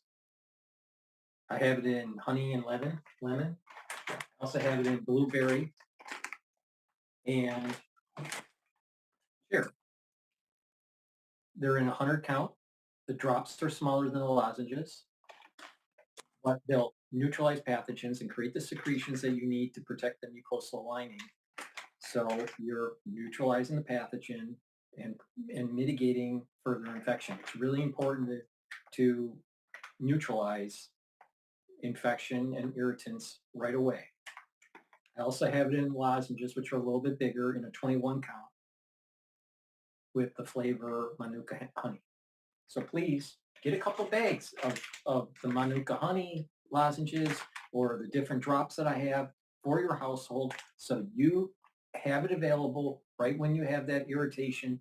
You take it and you're mitigating the infection.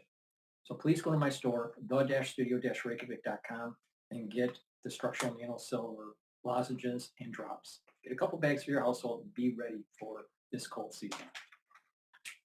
Because you don't want to get infected with a disease called the Democratic Party. Saying that President Trump will be making another appearance here later tonight in Grand Rapids, Michigan. That will be at least his 22nd appearance here in the state of Michigan. Kamala Harris just leaving Michigan just a few minutes ago. She spent the last couple of days through Detroit and in Lansing, Michigan. She has made more than 20 stops here as well, including at least 10 since Joe Biden dropped out of the race on July 21st. Tim Walz also making his way through the state. J.D. Vance scheduled to be in Flint, Michigan, and there's a big reason for that. Of course, the blue wall state, not quite the blue wall state that it used to be. Trump flipping the state back in 2016, Joe Biden flipping it back in 2020, and right now here in 2024, it's all up for grabs. A big part of that, of course, is the level of undecided voters here, probably more so than what we saw in the past two presidential cycles. A big part of that coming from union membership, a big part of that coming from the Muslim and Arab American population. Trump needs to win Michigan. Continue their tradition of voting for Democrats, something they've done by about a 3-to-1 margin in past elections. But the time I spent yesterday out in Dearborn and Dearborn Heights, Michigan, really strongholds for the Arab American and Muslim populations, tilting much more to Trump this election cycle. The mayor of Dearborn, a Muslim American, endorsing President Trump, and Hammerattic mayor also endorsing Trump. That's the first Muslim majority city here in the United States of America. Anger right now about the Biden administration stance on the situation in Gaza, a protest vote, if you will, that could go for Trump or the third party candidate that's dominating the ballots here in those areas, Jill Stein. A perfect framing of Battleground Michigan. Thank you, Bloomberg's Romaine Bostic, as we throw the best of Bloomberg at this election. You'll be hearing a lot more about this as we make our way through the hour here. We want to bring you next to North Carolina, where Bloomberg's Anna Edgerton is standing by with more, yet another swing state that is too close to call, Anna. That's right. I've just come from Trump's rally here in North Carolina. He was speaking just a short time ago. And I talked to voters outside, and everyone I talked to had already voted. Now, Trump's base in North Carolina is very loyal, very reliable, but the question is whether he can pull in those unaffiliated voters. There are nearly 3 million people in North Carolina who are not registered with either of the major political parties. And so those are really the voters that both campaigns are targeting.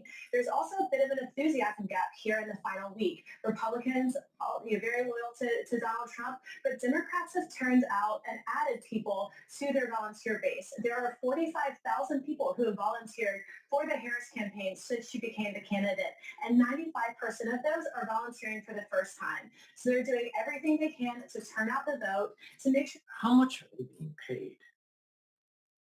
Please go to my store, the-studio-reykjavik.com, and take the lignin powder that I have. You take it every day. This helps to boost up your immune system and brings down inflammation. All right?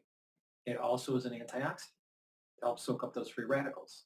It's really important to boost up your immune system, slow down the aging process, but also improve your endocrine system. This is for males and females. It'll help with the hormonal and your hormonal axes for your endocrine system, but it's great for your immune system. So it's for males and females. Take the powder, mix it with food, a smoothie, or you can mix it with filtered water. Take it every day, boost up your immune system. Take the lignins, go to my store, the-studio-reykjavik.com. I also have a detox zeolite. Zeolite is a negatively charged molecule that will soak up positively charged molecules like heavy metals, toxins, and chemicals, especially forever chemicals. So it's really important. Start with filtering your water and stop eating bad food, all right? Pre-packaged, pre-processed kind of, food. That's really bad for you, all right? Stop doing that. The next step is to detoxify your body. And a great way to detoxify your body is to take zeolite. Soak up those heavy metals, those toxins, and chemicals. You can take this every day Just take a couple drops underneath your tongue and drink filtered water. If you want to detox only once or twice a year, which is okay too, what you do is you take about 4 drops underneath your tongue or more, drink the filtered water, and do that until the whole bottle is gone, and then you do that once or twice a year. It's up to you. But you do get better results if you have a maintenance, you do a maintenance all year round. So please go to my store, the-studio-reykjavik.com, and get the zeolite. Don't be a Democrat. People who need to learn more about these candidates can and make the decision to actually go and cast a vote. All right, Bloomberg's Anna Edgerton in North Carolina. Thank you so much. And as we spend our time looking at these 7 battleground states that ultimately could decide this election and how everything will shake out, we're going to have the voice now of Laura Brown, political scientist and author of the book Amateur Hour, Presidential Character and the Question of Leadership. She is joining us live from Washington, D.C. Oh, so let's bring on Bloomberg with pro-globalists, pro-erode the Constitution, pro-one world government. Bloomberg is all about, economic regional areas. Break down the borders, weaken the currency, pro-globalist, ship the manufacturing to lower cost centers so the traders on Wall Street can make more money. Who cares about the middle class? That's Bloomberg, all right? And so they're going to bring on, just hours away. Tomorrow people are finalizing their votes. So hours away from the election day, and they're promoting a book about Trump being, a bad guy. Amateur hour, balance of power. But there's no balance of actually journalism. This is the reason why I go after Bloomberg so much, because they are biased. They don't want Trump in office because Trump is about reversing some of the tide of globalism and moving more towards a America First agenda. All right? Bloomberg doesn't want an America First agenda. Believe me, middle-class America will benefit from an America First agenda. But no, they're gonna demonize Trump. They're gonna demonize Trump. They're gonna demonize people that are against globalization, and they're gonna demonize individuals that are America First. Fucking bullshit. Everyone was struck by a poll not in one of the swing states. It was the Des Moines Register poll in Iowa that showed Kamala Harris up by 3 points. Obviously, it's an outlier, but it does reveal some things demographically about women and senior women. Now, remember what Huckabee said when we were doing our broadcast, this transmission, and it was genius. No one's going to Iowa, so it's already in the bag. The game is in Iowa. Neither candidate is going to Iowa.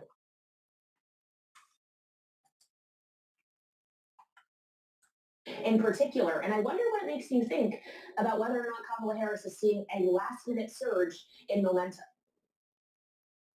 Well, I do think that there is a last-minute surge toward Harris, but I think that this is a surge that has actually been underreported for much of this campaign, because so much of what is happening is about the overturning of Roe versus Wade and the Dobbs decision that has forced many women to reconsider not only their presidential votes, but also their partisanship. And this is where there are fascinating numbers when you look at both the Seltzer poll and the early vote data.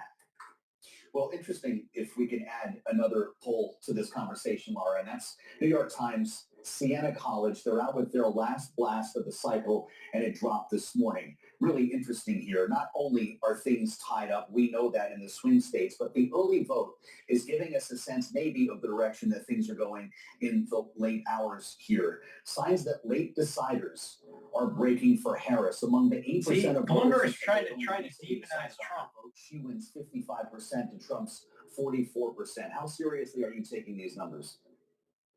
Well, I take them seriously because when you look at the overall early vote data, we don't know who is actually voting for whom, but what we do know is who is turning out. And who's turning out are white women who are older, and many of them in suburbs. Because when you look at that data, you do see that there is a gender gap, you do see that it's suburban voters, and you do see that it's more senior voters than not. I'm not trying to demonize or ridicule senior women, but why do they care if there's abortion? Their ovaries have dried up, all right? What is it with white suburbia that hates having family creation? I don't understand this at all. I do not understand this dynamic that's going on in the United States. What the hell is going on in white suburbia?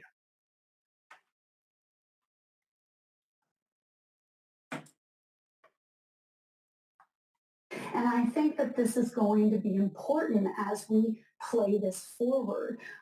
It's also particularly interesting when you think about Iowa, which had a sort of reversal or a lockdown with regard to abortion in the immediate aftermath of the decision. And then you take a look at some of those southern states where Harris and the Democrats are even competing at the Senate level. Those in some ways look not like as uncertain as what we're actually seeing in Pennsylvania, where abortion has been protected. Well, so as we consider that, Laura, and in the states in which there is abortion on the ballot in this cycle, along with the presidential or down ballot candidates, whatever it is, including states like Florida, for example, I wonder if that's where you will be watching for surprises, is areas where there are these other measures on the ballot aside from just the candidates themselves. I could add marijuana to that list or any number of others. Yes, but I agree with you. I do think that if there are surprises that happen, they're going to happen in states that have already placed inordinate restrictions on abortion, and women are already faced with the healthcare consequences of those decisions. I want to ask you a little bit more about the undecided voter, Lara Brown, because I'm not sure who this person is. We still haven't met them. We keep talking about them, and I know we're fighting over a very narrow slice of pie here, but that Siena poll I mentioned found 11% of voters remain undecided or persuadable. That number's down from 16% about a month ago. Who are these people? What is making up this rare breed? Well, I would argue that many of these undeciders are people who actually were what we called the double haters, right? They are people who likely voted for Trump at one point in 2020, maybe reversed themselves and voted for Biden. And now what they're uncomfortable with is they didn't like either choice they had. Harris has been able to turn the page and offer them a sense of change, but many of them are not yet sold because she is part of the current administration. So I think their choice is really, are they going to sort of side with who they did last time, which was the Democrats, or are they going to just skip voting altogether? Or perhaps pick another choice, which may appear on the ballot in some of these states. Laura, we were just hearing from our very own Romaine Boston about the movement toward Jill Stein within some of the population in Michigan, but RFK Jr. is also going to be on the ballot in Michigan. The court decided so, and I wonder what impact you think that will have. I think many of those voters are going to decide it may not be worth it to turn out because they know that in this election in particular, third-party candidates are not generating a significant amount of support. And most voters on election day ask themselves if they are comfortable wasting their vote. So I do think we're going to see very little actual vote share at the end of the day for these third-party candidates. A lot of questions, Laura, about ticket splitting, and I know I get some eye rolls when I ask experts about this, but the fact is all the Democratic candidates for Senate in the races that we're watching are outperforming Kamala Harris in those cycles. Echoed again today in that Siena poll. Will ticket splitting be a phenomenon in states beyond Arizona? Well, I think we are going to see it in some states. I would be surprised if it was, double digit or that it was more than sort of 4% of voters doing that. But there are some voters who say to themselves they'd like to have their incumbent be reelected, but they may have a desire for change at the top of the ticket. And that could, reverse as well. So we will see some splitting because many voters say to themselves, it's good to have divided government, even if all of our political science shows that that is a recipe for deadlock. Well, yeah, markets might prefer a divided government as we consider our audience here on Bloomberg TV and radio, and that does seem to be at this time what they are betting on. Laura, we've had a long conversation for the last several weeks, frankly, of how the markets seem to have much more conviction than we were seeing in the polls or than most political scientists like yourself were telling us about the odds of a Donald Trump victory. It does seem like some of those bets are getting pared back as we look at what is happening in treasuries and the dollar and some of the other Trump-oriented trades today. And I just wonder if this is now the market needing what everybody knew, or if something else has emerged to get to where we started this conversation on the idea of momentum that actually suggests things are different on this Monday than they were just days ago. Well, I think what is different is that this is the time when organization actually begins to show. So I think what we are seeing is that the Harris campaign has been organized. They've put substantial resources. They've had thousands of volunteers. And Harris is notorious to being disorganized and infighting within her campaign. Then all of a sudden, out of the blue, that they're so organized and in sync and on the same page, something doesn't sound right. Please go to my store, the-studio-reykjavik.com, and get this structural nano silver gel. This is a dual-purpose product. It will help improve your skin by applying it on your skin before you go to bed, exfoliate in the morning. You'll notice your skin is clearer and tighter, especially around your face. This can be used to neutralize pathogens. You can put it on your hands, around your mouth, around your eyes, around your nose, around your ears. Lightly coat your nostrils. It'll stay active for 5.5 hours to neutralize pathogens. In addition, if you have a cut or an abrasion or a minor burn, you put it on that cut, lesion, and it will heal quicker, about a third of the time quicker. So please go to my store, the-studio-reykjavik.com, and get the structural nano silver gel. It is a dual-purpose product, right? And I believe in dual-purpose products to provide to my audience. I also have a structural nano silver toothpaste. Get a couple tubes of this for your household. It's a very high-quality toothpaste. It's the best toothpaste that you're going to be able to get. It has no fluoride in it. All right? And this will neutralize pathogens, whiten your teeth, freshen your breath, maintain a good gum line. And with good oral hygiene, you're reducing the chances of cardiovascular disease and you're reducing the chances of valvular disease. So please go to my store, the-studio-reykjavik.com, and get this great high-quality toothpaste. Get a few tubes of this for your household. Very high quality. It's way better than anything that Alex Jones sells. My products are better. All right. So please go to my store, the-studio-reykjavik.com.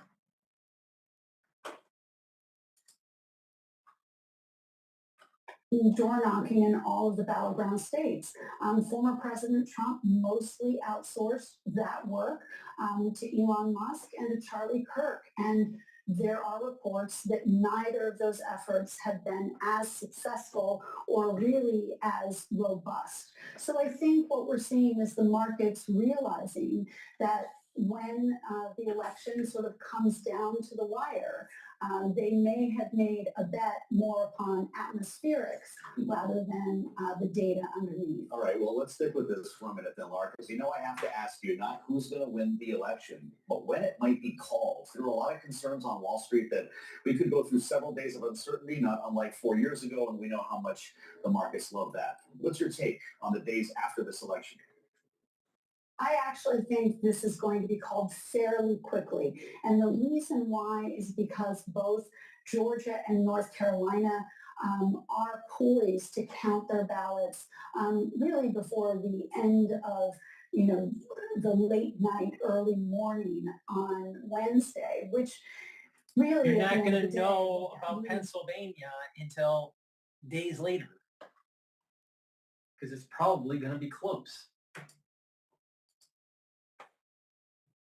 Wrong. We'll be waiting for Pennsylvania. But when we have a sense of Pennsylvania, Georgia, and North Carolina, we're going to know about the rest of the states, and we'll have a strong sense of the Electoral College. Really glad you could be with us on the eve of the election. Political scientist Laura Brown, we thank you, as always, for joining us here on Bloomberg TV and radio.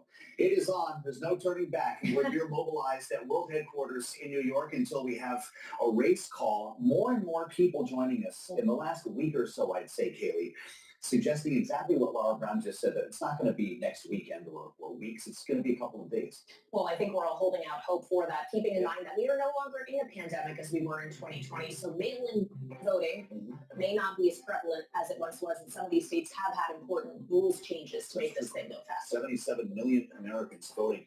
Our signature panel is with us here in New York as well. Rick Davis and Jeannie Shanzano are on the way next on the fastest show in politics.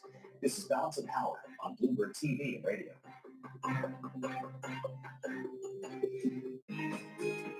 All right, let's go to CNN here with Bill Clinton. To learn about Congress. So you might be wondering when we'll get results this time around. I found back with me to discuss. So David, you're going through all the different scenarios here. A lot of these swing states, there are major factors that could impact timing of projections. I am also wondering when we're going to get the results. Just so you know. But when you'll sleep again. Some of the battleground states have changed some of their rules around counting and processing of ballots. Some have not. But I would say if you look at states like Pennsylvania, which cannot process ballots until Election Day itself. That means they can't open the envelope, flatten it out, do anything to prepare to start counting. And there's still going to be not as much mail balloting as in 2020, but a significant amount. But look here, Wisconsin also can't process until Election Day. And then go to the bottom of that list. Nevada and Arizona, there are tons of mail ballots that do not yet get counted on Election night.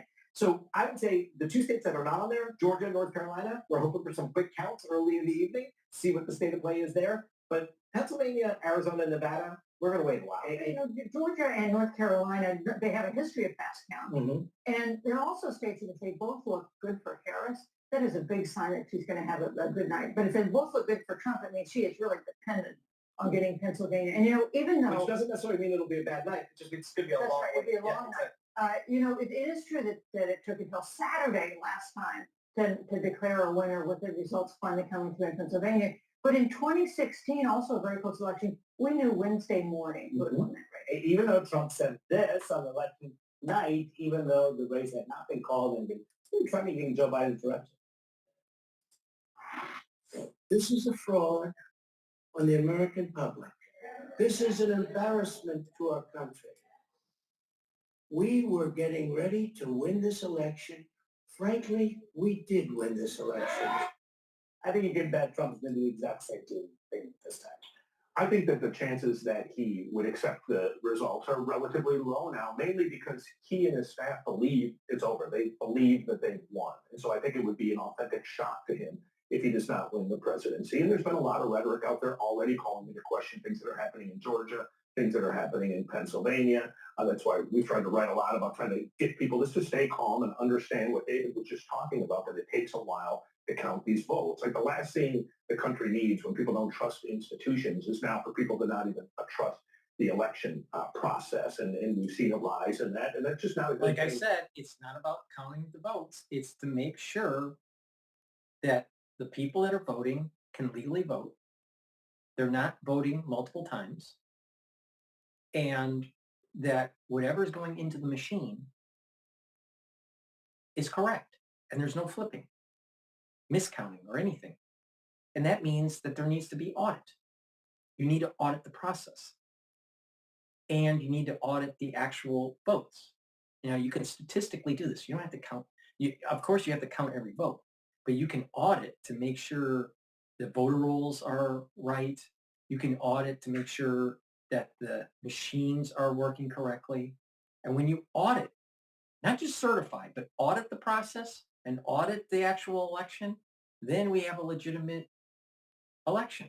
But when you're not auditing it and you don't understand fully and you can't prove that there's not some sort of flipping in the machine through, some black box process, then there could be improprieties that are taking place in certain municipalities.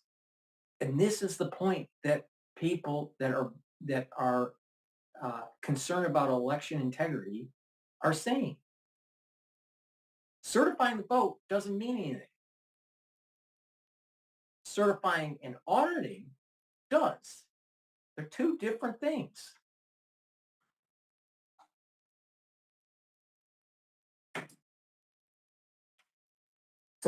So very quickly, how will the Harris campaign respond if Trump does that? Well, they're prepared. I mean, they have lawyers at the ready because they do expect Donald Trump to declare that he won the way he did in 2020. I mean, he's already saying that illegal ballots were cast in Pennsylvania, which were not. They're reviewing whether ineligible voters are on a registration list. That doesn't mean that illegal ballots were cast. So he's already laying the groundwork to contest the result. And that means this could go to the courts, and it's going to take some time to play out. Former President Bill Clinton has been barnstorming the country on Kamala Harris's behalf. But he has said little to the media until CNN's Isaac Dover snagged the only interview he's given since he hit the trail. And Clinton got candid about Democrats' fears that America might not, quote, survive 4 years of Trump. I think you have to look at what the definition of survival is. You can put me on a pretty to tonight, but it would be like survive. Like I'm surviving. And the same thing's true of almost things. I will be surviving. I think it's be a travesty if he became president.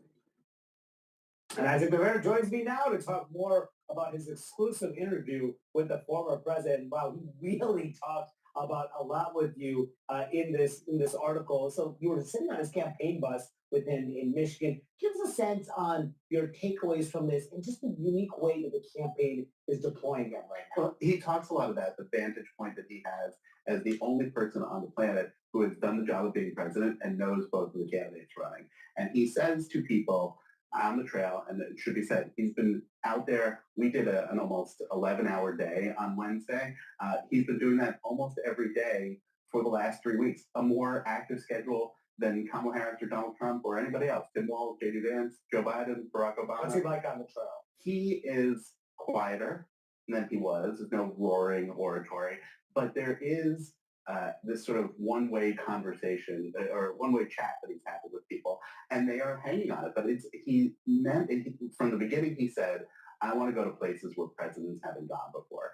And so there was one of the stops we did on Wednesday was in a place called South Haven, Michigan. He was standing on the porch of somebody's house, right? The former president of the United States talking to maybe 200 people on this little unassuming street in Michigan, trying to find those Democrats, those people who are maybe undecided still, or even Republicans who are not so into what Donald Trump has been saying, maybe have concerns about the economy, and speaking to them and saying, look at her plans, and this is why you should believe in her, and this is the kind of country you should live in. Let's talk about a little bit more about what he told you. He said in court, he's concerned about Trump's long-term impacts if Trump wins or loses. He said this to you. So a lot of people just can't believe how many voters in America agree that he doesn't make sense, agree that he's advocating for things that we bet, referring to Trump, but somehow think that if the experience was good for them back then, it was magically his doing and everything was fine.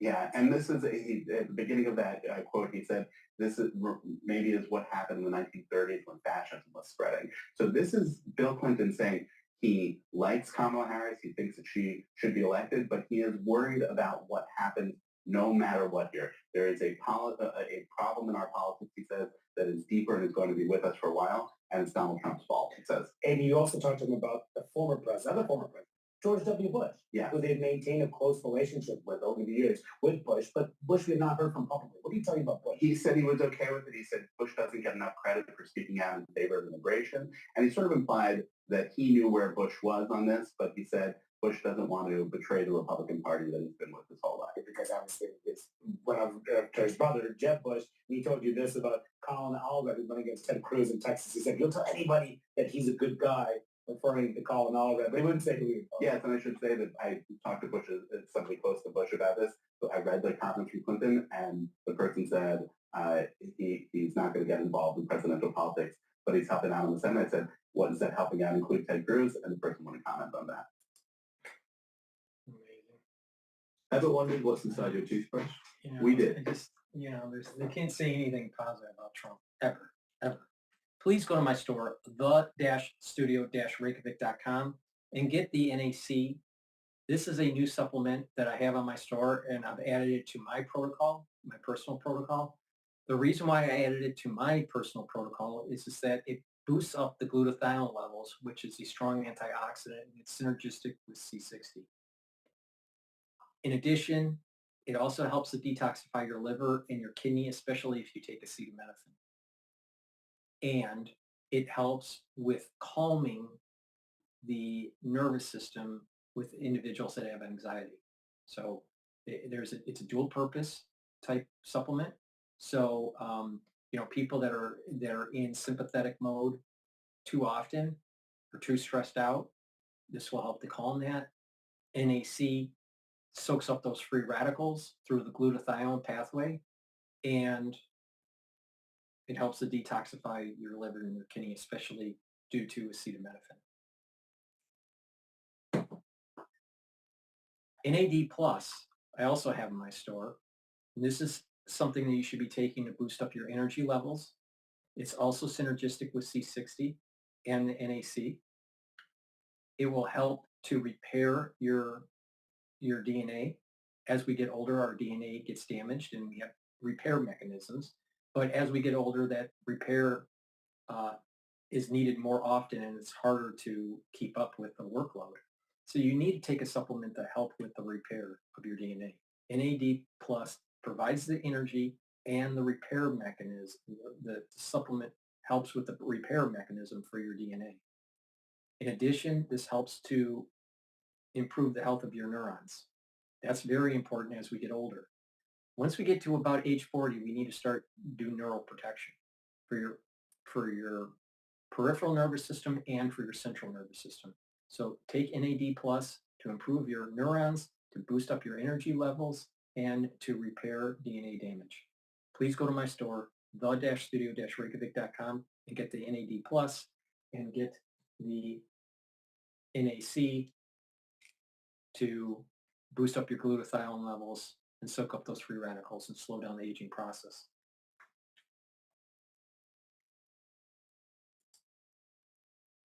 All right.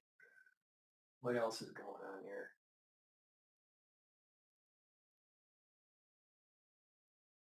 What else is going on? Oh, I think Bloomberg's coming back on board here. This is Balance of Power on Bloomberg TV and radio. I'm Kaylee Lyons alongside Joe Matthew, live from Bloomberg's world headquarters in New York on election eve. Tomorrow is the day after, a year and a half of run-up following the campaign trail, not just at the presidential level, where this race remains, as we've told you, frequently neck and neck between Donald Trump and Kamala Harris, but also with Congress up for grabs. Yes. 34 Senate seats and all 435 House seats will be decided in tomorrow's vote. Not all of them worth watching. In fact, it gets to be pretty narrow when you start looking at the races that are actually contested that we're going to spend time on in the throes of our special coverage tomorrow night. Part of our mission here at Balance of Power is to bring you news as it breaks, to arm you with the best information that you can have to make a decision in this election. It's also to help you watch this tomorrow night, know what to be looking at. Bloomberg's Megan Scully joins us from Washington to help us on that front, taking a look at some of the down ballot key House and Senate races to watch tomorrow. And Megan, it's great to have you with us today on Bloomberg. Happy election eve. Let's start with the Senate because we can get our arms around this a bit easier and we will likely know a bit sooner than the House. Democrats have a very difficult map, but the conventional wisdom is that we'll see a historic flipping to opposite parties in both houses. Megan, is that how you see it? That is what it seems to be. Although, particularly after this weekend's poll in Iowa that caught us many of us by surprise, showing Harris ahead, I am not willing to say anything definitively at this point. But yes, it does seem the Senate map has always been in Republicans' favor. Democrats are defending a lot of seats in states that Trump has won, particularly in Montana, where he's supposed to win by double digits. And you have John Tester trying to hold on there. Well, and the Tester seat, as well as the West Virginia seat, that is very likely to flip Republican because Joe Manchin is retiring, are really the only two pickups Republicans would need to take control and become the majority. But how much does the size of the majority ultimately matter, Megan? Not just in the Senate, but the House as well.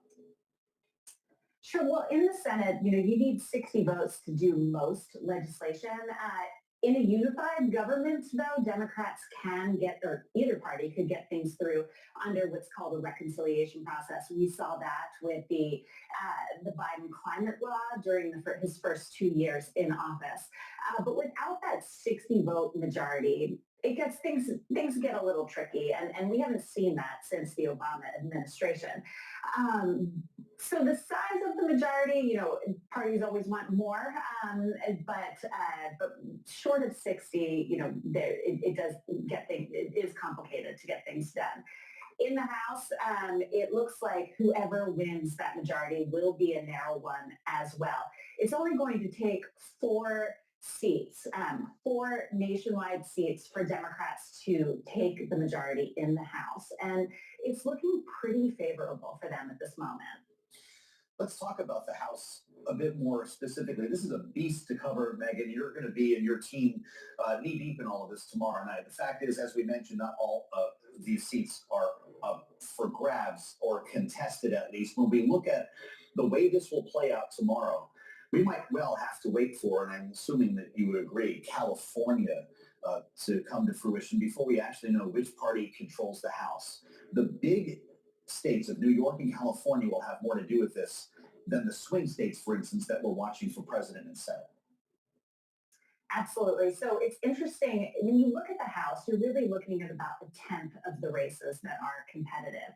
And if you're looking at it sort of from East Coast to West Coast, we'll know early in the evening. We'll get some kind of sense as to which direction this is going, or if it remains a toss-up with the polls coming out of New York. There are also competitive races in North Carolina and in Virginia. So that will give us an early indication. What I'm going to be watching really closely tomorrow night, though, is the heartland. There are 2 House races in Iowa that look very good for Democrats. And then there is that blue dot district in Omaha that Democrats are also seeking to flip. That could signal kind of which way this is going. Of course, we won't know anything for sure, most likely, until much later in the evening or perhaps days later.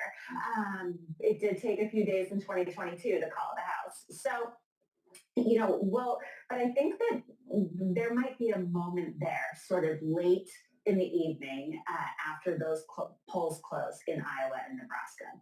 Well, and then there's California to consider, which I think, Megan, is why we have to warn our audience about how long it could take for ultimately the total tally of the House to come together. Just can you tell us quickly why California takes so long, aside from its geographic location, polls closing later in the evening? Polls close later. It is, there are 5 seats there. They tend to count slowly. We're expecting turnout to be very high. They don't count the early vote before election night. So all of this is going to just drag this out even longer. And I hate to tell you guys, but we might not even know until Alaska comes in because there is a very competitive race there, Mary Peltola's seat. So we'll see which way that one goes. So it's going to be a long night, and it could potentially extend. It's really important that the Republican Party win the legislative branch. Really important. One, you can do the subpoena. You have that subpoena power and investigation power from the House, and the Senate. Having that control in the Senate is going to be able to really, prosecute some of these people that have been doing nefarious things with the lawfare and the whole deep state takedown of Trump. It's really important that the Republican Party wins the legislative branch. Please go to my store, the-studio-reykjavik.com. The link is in the description of this video, and get the nattokinase. This is a great product to help to improve your cholesterol. It'll lower LDL levels. It'll increase HDL levels. It'll also break up clots because it's fibrinolytic. It's great for cardiovascular health, so please go to my store, the-studio-reykjavik.com, and get the nattokinase. Vitamin K2, MK7. It's a dual-purpose product, and this dual-purpose product will help with your cardiovascular health and your bone health. So please take vitamin K2, MK7 every day. If you've been following what I've been saying, I tell you how to reverse arteriosclerosis, and I also tell you how to reverse the osteoarthritis by taking vitamin K2, MK7. Now, if you do some resistance training, you take in a calcium supplement and take D3 and vitamin K2, then what you're going to also have is you're building up denser bone and you're preventing osteoporosis. So vitamin K2 is really important for mitigating arthritis, mitigating osteoporosis, and mitigating cardiovascular disease. Very important supplement. Ubiquinol. I've been taking ubiquinol for years, all right? It's really important. Why? It helps to bring up your energy levels. It improves the health of the mitochondria. It's a strong antioxidant, so it's synergistic with C60. And it also helps to improve the health and it protects your neurons. So when we get older, our neurons don't fire as well, and they're not as healthy. Ubiquinol will slow down that degenerative process. It's really important to take ubiquinol. Ubiquinol is the active form of CoQ10. Ubiquinol is the best bioavailable molecule for CoQ10. So take ubiquinol every day as part of your protocol. Really important, especially when you get older and you need to protect your neurons. And lastly, I have C60. C60 is a very strong antioxidant. It's a molecule. It's a carbon that's 60 carbons. It looks like a soccer ball. And it'll soak up free radicals. That's important because by soaking up free radicals, you're going to improve the mitochondrial health of the cell. You're going to reduce the stress on the cell. You're going to increase your ATP. And when you do that, you're going to have more energy. Your immune system is going to be better. Your endocrine system is going to be better. And the health of the cells are going to be better. So your tissues will perform better. So it's really important to take C60 every day. Take a teaspoon of it a day. I have it in extra virgin olive oil, MCT coconut oil, and avocado oil. You can get it in a 2-ounce, a 4-ounce, or an 8-ounce configuration. Please go to my store, the-studio-reykjavik.com, and get the C60. Take it every day. Take a teaspoon of it a day. That's the broadcast that I have for today. Just a reminder, I'm doing a live show tomorrow at 7 p.m. for the election coverage. So please make sure that you follow. I'll have spaces opened up to take calls to get your opinion on what's going on with this election, what's going on in your area, and who you think will win. So please follow that, follow the channels and watch the live show at 7 p.m. tomorrow. So that's tomorrow, 7 p.m., November 5th. Thank you for listening and have a nice day.